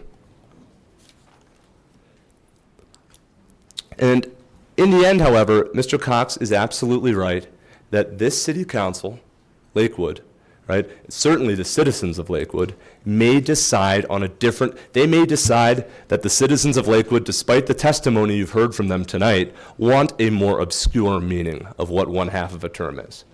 That's perfectly fine, but I would put it to you as representatives of the public, Judge Lemon's opinion makes common sense. You need a reason to deviate from it. And if your reason to deviate from it is to try and clear things up for this coming election, you are too late. That is not a reason to do it. I'd also just point out quickly that Councilmember Wickman, I got to say that I personally disagree that 10 versus 6 is an absurd result. It's not an absurd result. It's the result that you would predict if you define terms the way they do here, the way Lakewood has chosen to do it here, and you recognize that city council meeting dates are going to move around a little bit. It's exactly what you would think would happen. I do agree with you, Councilor Wickman, that it makes sense if you're going to decide between 6 and 10, right? It's better to err on the side of 10. But the charter provision in the case of Ms. Johnson and in the case of somebody else who might be affected by it is going to do exactly what it's supposed to do, which is say, look, we're not going to decide which is better. It's just going to be whether or not you served more than 2 years, period. It applies to you no matter what. Sometimes that'll mean you're stuck with 6. Sometimes it'll mean you get up to 10. That's just the way it goes. Finally, there were 4 points in Mr. Cox's slide where he provided the cons of day counting, the reasons that day counting isn't so great. And he said first that it's uncertain.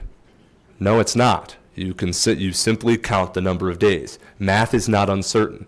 What is uncertain is this procedure that is going on here. Arbitrary. There's nothing arbitrary about it. It's half of 2 years. Half of a term. You count the days. What is arbitrary is trying to apply a new rule to Councilor Johnson after she has filed for a new term, subject to manipulation. Respectfully, if you try and apply a new definition to Councilor Johnson for this election, that is exactly what you are doing, is manipulating this process to get a political result. And finally, is inconsistent with the purpose of term limits, right? The purpose of term limits is not to keep any of you in office for as short a period of time as possible. The purpose of term limits is to generally make it so that more of the people out here, if they choose to, can run for office without having to worry about going up an entrenched incumbent, okay? To say that 6 years is better than 10 because the purpose is to limit terms, it's question begging. And I'd put it to you that that's not what this is about. Everybody here agrees that if Councilor Johnson is elected to another term, She will not be running for another term after that. She'll be term limited. That's it. That's all she wrote. Unless, of course, you amend the charter in order to give her lifetime membership on this council. I didn't think that would play so well out there. All right. I would just urge this council that if this really, the bottom line for me is that this, Mayor Paul, you're absolutely right, that could a citizen file a challenge to Councilor Johnson and say, hey, we don't think you're eligible, we read term limits a different way? Absolutely they could, and there's nothing this council can do to prevent that or try and foreclose it. But neither is there anything this council can do to try and set the rules down for that now. The horse is out of the barn. And so if this really has nothing to do with Councilor Johnson, and this is really about good governance and trying to clear things up for the future, I would put it to all of you that you need to leave Councilor Johnson to her own devices and her own wits in defending her ability to run for another term, and you simply put a line into any ordinance that changes the rules that it is not applicable to current members of the City Council. Thank you very much for your time. Thank you, sir. All right. So we have some rules of decorum, and so we'll get that one clap out for the night, okay? So if you want to do it one more time and just get it out, that's good. All right. Beautiful. So now I have a Christmas tree lit up here with some different folks that want to talk, and it looks like I have Councilor Abel, Coop, Shakti, and Franks.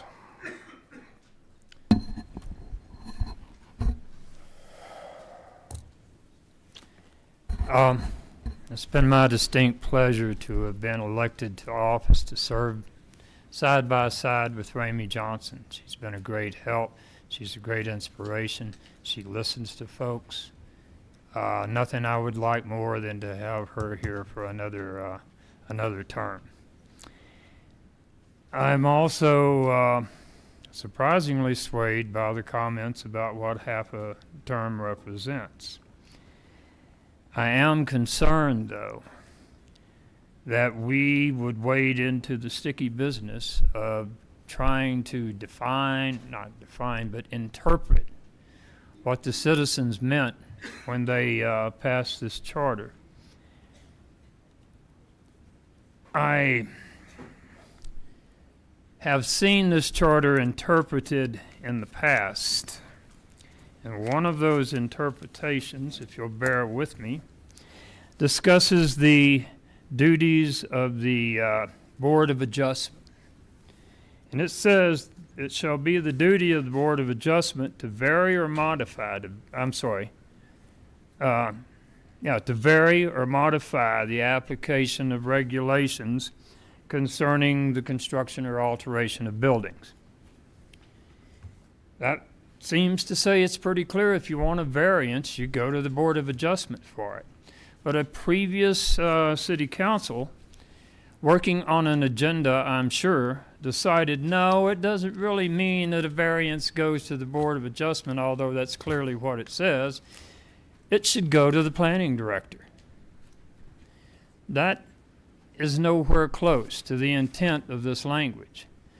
But a city council decided that's how we're going to interpret this. And I am uncomfortable having council interpret the charter for that very reason. It can be used either way. I could pursue my agenda by changing or by interpreting the charter, and others could pursue theirs. We have heard from Ms. Johnson's attorney that if we apply this to Ms. Johnson, we're going to court. And I'm sure there are folks out there saying, if you don't apply this to Ms. Johnson, I'd like to take you to court. Problem is, that person's going to have to pay a few $1,000s to do so. And it's not up to our citizens to spend their hard-earned money to keep us in line. My thought is that this is going to court anyway, and that it is not up to us to decide what you folks meant when you voted for this charter. It's up for you folks to decide. Short of that, the mechanism for an interpretation of most anything in Colorado's Constitution goes to a judge. So I would suggest that we ask a judge for a declarative judgment instead of having council vote to define or interpret our city charter. I think we can certainly provide ordinances that enact it, and that and not having the clear intent of the Charter Commission in front of us. I think that it's up to a district judge to do that, and I would prefer to handle this that way. So I'd ask my fellow council people to consider sending it to a fair and impartial hearing. And still, I'm not sure that this would apply, and the judge could answer that question, whether it would apply now to Ramey. Thank you. Thanks, Mr. Abel. And I think I would echo that. I think Councilor Coop mentioned that earlier. It's and some might say that's kicking the can down the road, but to have a judge actually make a ruling really takes it out of the hands of this council or our election person, Miss Margie Greer. But that's for the council. We are lucky that we do have 2 of our Charter Commission members in the audience, so maybe they can continue to add some history for us. Councilor Coop. I want to start off by saying, right up front, I'm against term limits. Never have favored them. It takes the decision out of the citizens. However, in this case, we do have term limits, and there's a question on what a term is. Okay, in listening to the presentations of the lawyers, very smart people, very nice presentations, and it gets kind of complicated. So I thought, well, looking at this, it says at least 1/2 term. But it says, well, when somebody gets sworn in, that's when your term starts. So 5 people, sometimes 6, get sworn in on a certain night. Wouldn't that make sense then that the other people not being sworn in start their second term at that time? So isn't that a second term right there? Your second term starts there. Councilor Johnson, and I'm sorry, what's in question here is the person started to fulfill that the second half of a term. Second half of a term starts when the other people are sworn in. So that was filled. Councilor Johnson started to fill that half a term on that day. And that was a half a term. I'm sorry, I'll say it again. I don't like term limits. But in this situation, I have to look at this, and that is how a common citizen like myself, just not because I'm sitting up here, but because I'm a citizen as well, and I read this quite a bit before I even sat up here, that is my term of a half term. So I'm sorry, I will defer to a judge. Like I said before, I am nervous about making the decision about the charter. But it is clear in my mind that allowing a third term this time is not appropriate and would be against the charter. I'm done. So I have Councilor Shakti, Franks, and Vincent. So before I had started looking into this situation, I assumed we were talking about a special election because I didn't know the details, and then I assumed that a general election would be half a term. So that was just my sort of gut reaction without doing any legalistic look at it. Now, when I look more closely at the 2 systems, I think that the day counting is concerning to me. Well, the biggest concern is that it's manipulatable, so that this thing where you could play with the days, get sick for a couple days, and then you can serve an extra term. That just seems messy to me, to have a system that's open to that kind of abuse. In addition, I think the fact that it's not predictable. And so it is predictable in that you'll always get the same answer if you do the math. However, it's not predictable in that when the people are sitting in the city clerk's office answering people's questions, it's an easy answer to say, if you run in a regular election, that's half a term. And using the counting method, they would have to do a lot of math before they could answer that simple question. So it seems more workable, less manipulatable, less arbitrary in that, I mean, at some level we're deciding a rule and it can go either way, but the fact that it's predictable makes it feel less arbitrary because it's not just, well, they had 2 extra days that calendar year and I didn't. It's the same rule applied to everybody. So unlike the voices we've heard so far, if I had to just, based on the issue of do we want people in office for longer or shorter, make the call, I would say the shorter term makes more sense. Because I believe in term limits. I think the reason that most of the people up here were able to get elected is because there were term limits. And the reason that the people who are capable and interested in Lakewood are going to be able to participate in government in the future is because there are term limits. I think it's important to have new people involved in government.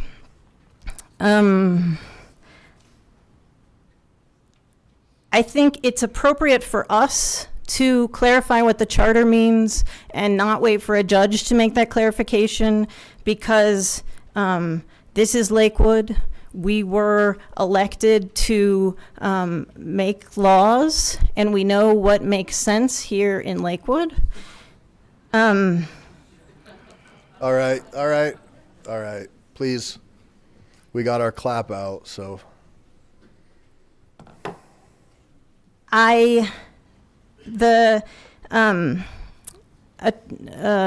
Chris, I can't remember his last name, but Ramey's attorney was saying that if we, Mr. Murray, that if we change the rule, if we do something, we would be changing the rule. And I don't agree that we would be changing the rule. And we heard Ramey say that she was told by the city clerk that the rule was the midterm election counted as half a term. So I think we are faced with a choice between 2 systems of deciding who can run for office, and one of them makes more sense. And that's all there is to it. Okay. Councilor Franks, Vincent Gutwein, Johnson, Roybal. Thanks, Mayor Paul. I first wanted to start out and speak to the fact that I agree with Councilor Coop that I'm very sensitive to this. This is the people's document. I think that there is a rule in place that can be interpreted different ways, but I always tend to fall back to what's the plain reading. So I do tend to fall back into that position by default. I am also highly concerned that anything we do as a body could be interpreted as a political decision. And those of you who know how I came to office know that that's maybe a sensitive issue for me. So I'm very concerned about it being decided here as our body. I am certainly more comfortable with it being put to the citizens, but of course we have an issue that needs to be addressed timely. So at this point, I would be leaning more towards the declarative judgment by a judge than I would be with this particular council body. Irrespective, it's just it could be interpreted political even if it was not. And also, I believe that anyone who would, let's just say we don't solve this either ordinance or some other manner prior to the election, my personal belief is that someone would have to have standing in order to bring a suit. It couldn't just be anybody, and I don't know if that's exactly correct, but it would seem that somebody would have had to have been harmed directly. They either ran and lost, or some other circumstance. But I'm very concerned about this body making any kind of an interpretation of that charter. All right, thank you. Councilor Vincent. Yes, just very quickly. I know when I was elected, I had asked the question, am I supposed to start on the day that I'm elected, or is it the day that I'm sworn in? And I was told, in no uncertain terms, I couldn't make decisions till I was sworn in. So I went on vacation. With that said, it's a no-win situation here. It's going to be political. It will be no matter what. So I totally agree with Councilor Abel and Councilor Franks that I would like to see this go to a judgment. Is that the right verbiage? Judge. For a judgment. Okay, thank you. Councilor Gutwein Johnson, and then Roybal. Thank you. So I want to say a couple words that I've heard tonight about term limits. Number one, and why we have them. And I think that I heard we want a level playing field. We want to prevent a career politician. We want to be inclusive. And we want something simple. And I think that to the first point, if I were running now, I don't have the resources to hire a lawyer to run, to stake my claim and run. And if, I didn't have the name recognition of someone maybe who had been in office for a long time. So if we really want to encourage people who have never been in office before, which is exactly the position I was in, term limits really are important. That's how we get a level playing field. And then in terms of how we define it, I think, there's regular elections every 4 years. And here we have staggered elections. We have elections every 2 years. So if you are elected on election day, and then that would be the beginning of your election year. I think that's pretty simple. That I think that one of the people who helped write the charter said, when I was a kid, you find half by dividing it by 2, and I think that makes sense to me. I get pretty uncomfortable when we talk about methods that can be manipulated. There were cases of people calling in sick.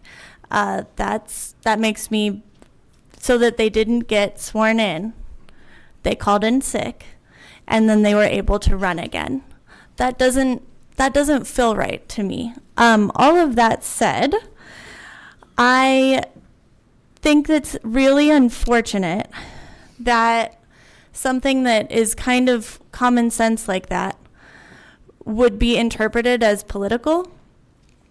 And so, I certainly don't want to see whatever decision we come to be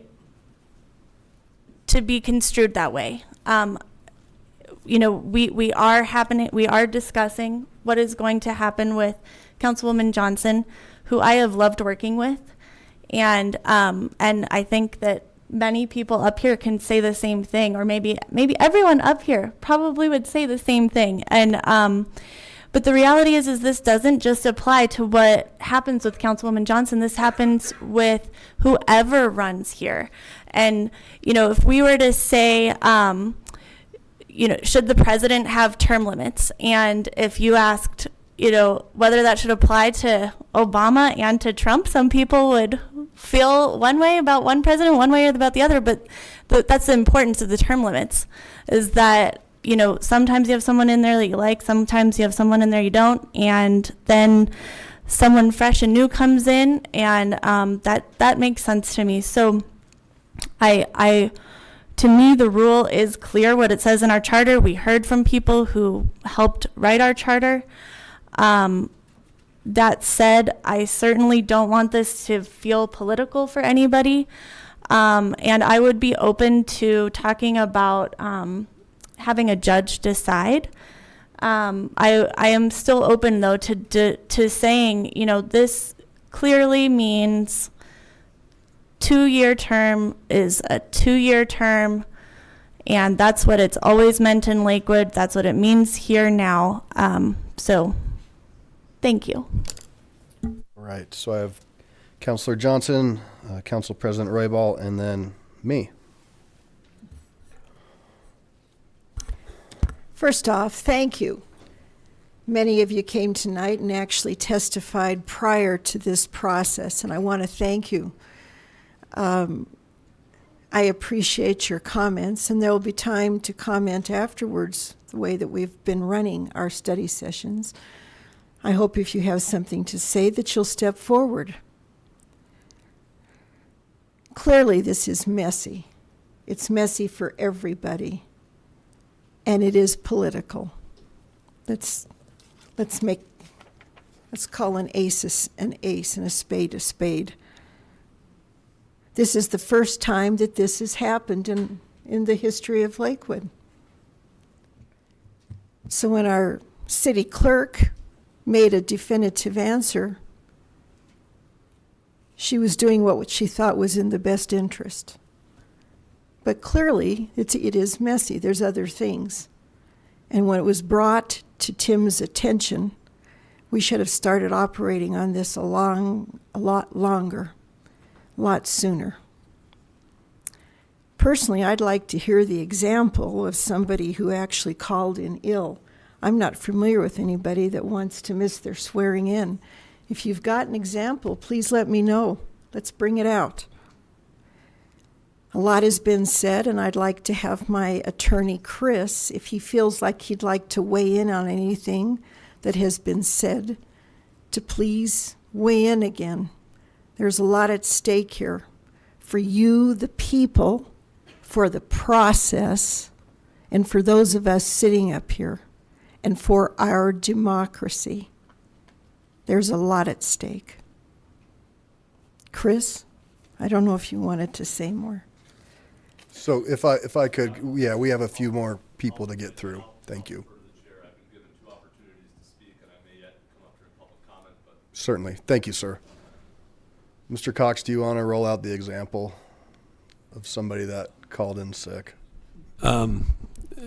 Anecdotal, because we haven't looked at it firsthand, but someone who I spoke to who is very familiar with election law and election politics in Colorado said that a gentleman from El Paso County, whose name you'd recognize as Doug Bruce, when he was appointed to fill the vacant, and again, I'm relating what was told to me. It's not intended to be gospel. It's just one example of something that actually happened. Apparently, there was some attempt to manipulate the date of his start when he went in to fill the vacancy in the state legislature, and he was appointed for that purpose. But I don't know that to be true. And I would say all these examples are extraordinary because this is so very rare. You know, the city has been around since 1969. This is the first time we've had to deal with this. The previous case where in Denver with Fitzgerald, same thing. It very rarely happens, and that's where we have this gray area, which makes it challenging and where we are this evening. Council President Roybal. Thank you, Mayor. After researching and studying this high and low, and I studied it for a good 2 weeks, Friday night, turn on the radio, just read and try to understand.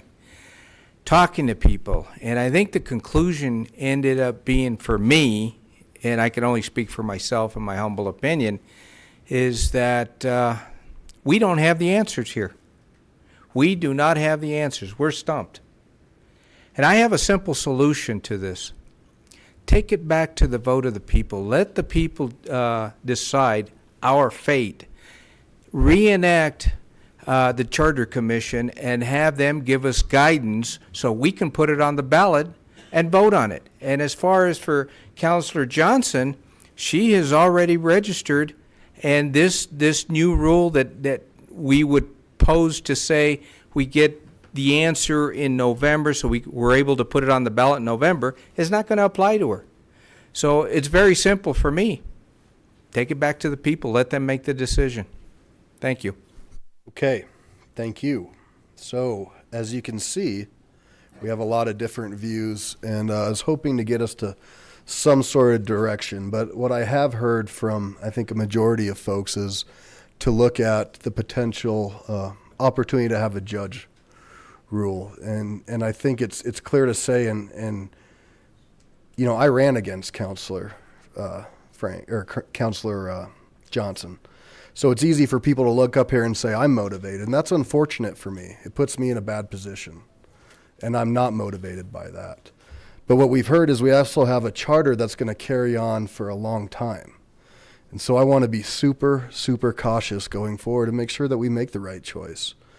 So I would defer. We have two attorneys here who are kind of trying to take a look at it from different angles. And I know that it would get to court if we went a certain way. We've heard that from Counselor Johnson's attorney. But how do we get a judgment if we go another way? I mean, how would what's the process to move forward? And would a judge look at it and say, well, you're a home rule community. You need to make the decision. Don't punt to me. That's certainly a possibility. There have been other examples in other areas like campaign finance where the courts have said home rule cities should decide what they want to do with this and we're staying out of it. Can't say whether that would come up. There's certainly aspects of elections, local elections that are handled by at the home rule level, but it really depends on what the particular proposed solution, remedy, and so forth would be. Well, we'll leave it at that. Well, and I guess what I'm getting at too is Counselor Johnson has her own representation, but if this is a city issue, then would we just combine forces and just say, hey, as the city of Lakewood, we need to ask this? And is that something, you know, I'd welcome Mr. Murray's opinion on that. I mean, I don't know if that's the route you would want to take. Clearly you have a client, so I understand that attorney-client, that's your privilege to do what you need to do. Mayor Paul, I would say I haven't given a lot of thought to the scenario where the city council or a decision-making officer in the city has not made a decision, and so instead is seeking a court to do that for it. I will say that, and Mr. Cox knows this, part of the dialogue that we've had is about the idea of being able to do this in the if there is a dispute, if we end up disagreeing, right, being able to do this in the format of a declaratory judgment proceeding, which is outside of the emergency provisions of Colorado's elections code. As members of the council may or may not be aware, if you end up with a dispute, say, on a citizen challenge to Ms. Johnson's eligibility, that goes under the emergency provisions of the election code, and it requires very, very fast action by courts. And, you know, Judge Lemon's decision shows that you don't necessarily get a bad decision when you have to act in haste, but it will make Mr. Cox's life miserable. Mine will be fine. I get paid by the hour.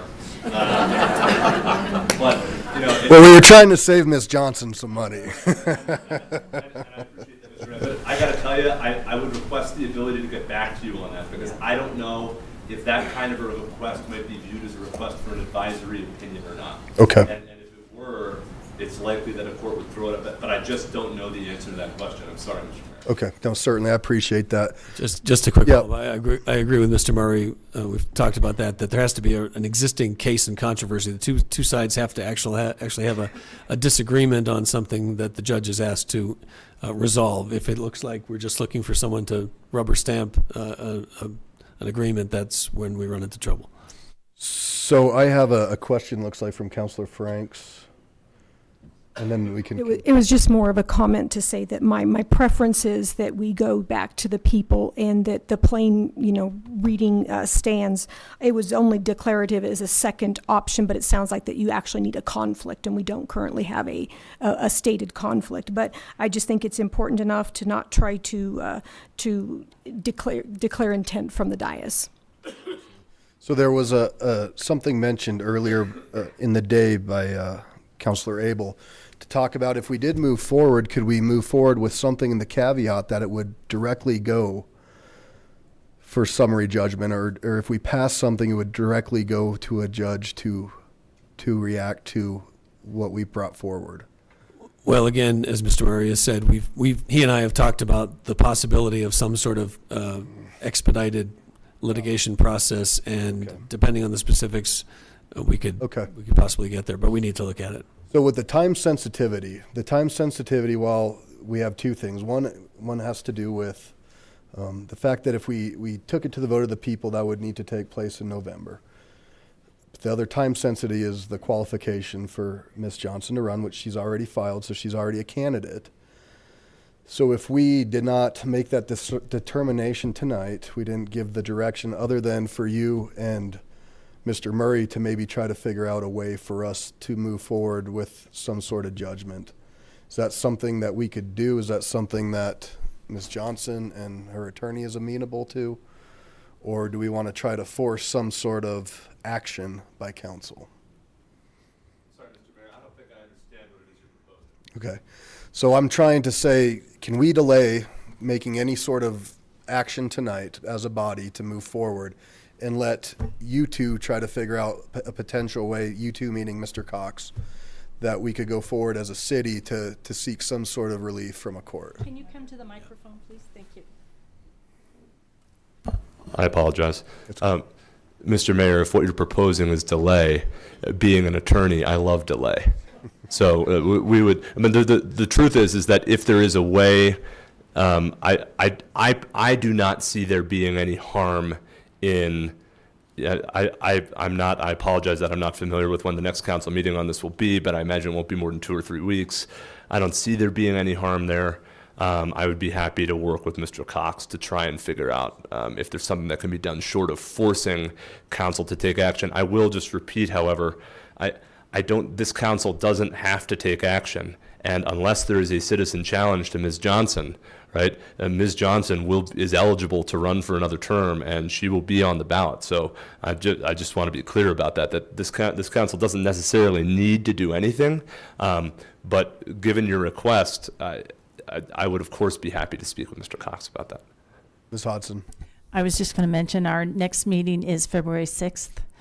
Might there be enough time to have conferred with Mr. Murray and at least have some kind of answer for council so they can move forward?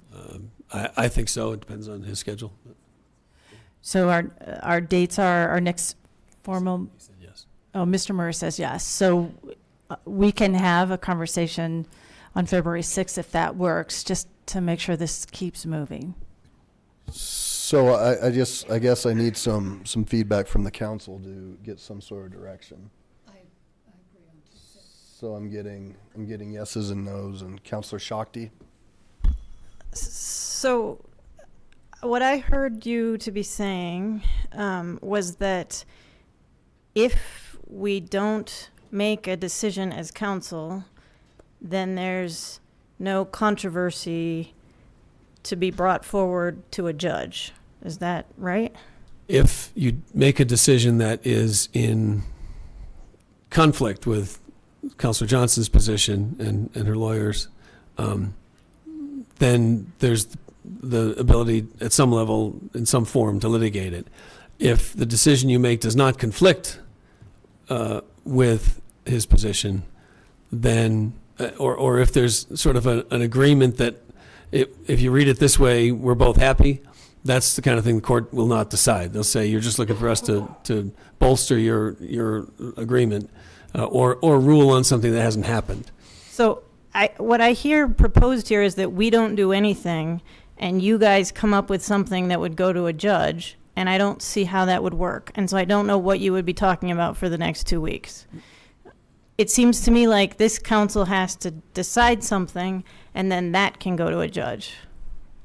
Ultimately, if there's a decision by the council that's adverse to Ms. Johnson, then she and her lawyer have the ability to do something about it. What we're saying is there may be another way to get there absent a formal decision, but we need to look at the parameters of that so we don't run afoul of the advisory opinion situation that Mr. Murray was talking about. So you think there may be a way to go to a judge without a decision? And I also maintain that the best solution is one that doesn't involve the court. That if we can find a resolution that doesn't involve anybody spending money on going to court, all the better. Counselor Abel. My light's not lighted. Oh, you were lit up. I No. just turned you off. Okay. Okay, never mind. So I think it's worth us trying to figure this out in the least political way. If my colleagues want to go forth with a different way, that's fine. You know, we're a couple hours into this right now. We have another meeting scheduled with folks lined up here as well. And so I would like to see, at least give the opportunity for Mr. Cox and Mr. Murray to have a couple conversations more in depth and see if they can come forward with something. And if not, we're just going to have to do one of the things that was discussed tonight. Is that acceptable to the council? Yes. Ms. Johnson? I Okay. deferred to my attorney. You agree with me? Okay. Can I clarify? So a clarification from, I just want to clarify that I support that too after hearing Mr. Cox's response. all right, thank you. So we'll add it as an agenda item for February 6th. I don't know what we'll call the agenda item, but we'll add it to the agenda item so there's a deliberate discussion. So kind of a to be continued. So I do have a list of folks that wanted to speak in our public comment session after our study session. And considering the conversation, we'd welcome you to come speak, comment. But if we could defer, that might be nice so that we can move on to our next meeting. But I'll go ahead and call the names, and if you'd like to, that's great. If not, no worries. Carol Johnson. Good evening. Good evening. I'm Carol Johnson, formerly a resident of Lakewood, and I'm also a Colorado attorney. I served on Golden City Council from 96 to 2000 and Loveland City Council from 2007 to 2011. And maybe some of you are familiar with me because I spoke on ArtSpace last year, so I may be a familiar face. I'm appreciating your frustration. Under your city charter, you are to evaluate your 3 appointees every year, your city manager, your city attorney, and your municipal judge. And I'm wondering if you have done that. I know the 8 years I've served, we evaluated each appointee every year. And in Loveland, we actually had some performance issues. And so people were asked to resign or encouraged to resign. And I'm suggesting it's time to evaluate your city attorney if you have not. Because we were all very unprepared tonight. People didn't know what was the issue was. City council wasn't adequately prepared. And it's his job to prepare you, not to make fly-by-the-night, off the dais decisions. But we should have had a memo in place explaining what the law was, explaining how this issue came up, the background, the timing, things like why wasn't outside counsel employed when there's clearly a conflict of interest, what the declaratory judgment options were, what the new ordinance suggestion, how that would affect Ramey Johnson. There's so many unanswered questions, and his oral recommendations tonight were very unclear. So I would recommend you look at your city attorney for a performance evaluation, because this would have been unacceptable on the Golden and Loveland City Councils. We would have expected a thorough memo. We wouldn't have expected months of waiting. I looked up the Colorado Rules of Professional Conduct. It says a lawyer provides a client with an informed understanding of the client's legal rights and obligations and explains their practical implications. Your city attorney has not done that for you. He deserves an F. So that's unfortunate. This isn't a referendum on our city attorney. Obviously, you weren't privy to an executive session, so you're not aware of what took place or the recommendations. So I think it's an unfair evaluation. And I think our city attorney did the best with a challenging situation, trying to stay as neutral as he could so that he would not be perceived as trying to choose a side or make a recommendation that would appear to favor one side or the other. So I don't appreciate that comment. Next up is Mr. Carl New. I go ahead and defer. I just think we've entered a territory where many dangers Yep. Thank you. And for those that don't know, Mr. New chaired the Charter Commission of the City of Lakewood.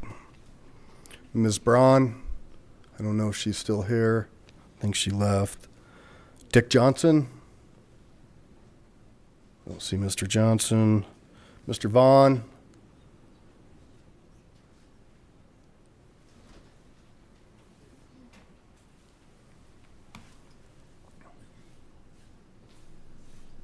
Welcome back.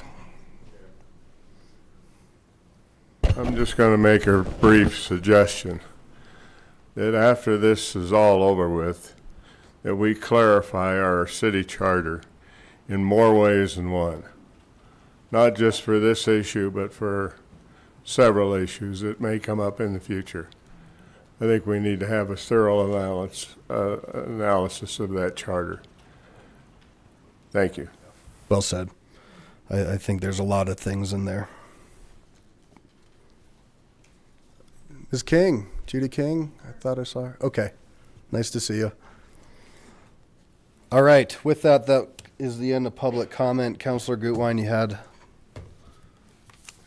I just wanted to say that I did feel prepared about the various options that we had tonight, and the real reason in my mind that we are waiting to make a decision is that this is an important decision that could be considered political, and that does not bode well for this election or any future elections. And so though I do feel prepared to make a decision, and I feel confident in what the charter says, what it intended, what term limits are, why they're intended, I will defer because many people would say that is a political decision, and that's unfortunate.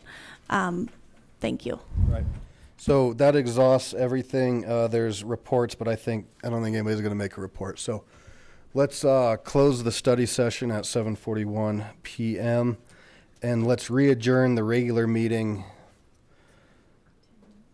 in 10 minutes.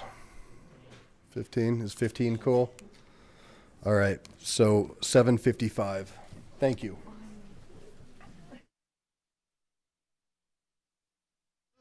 McCoy,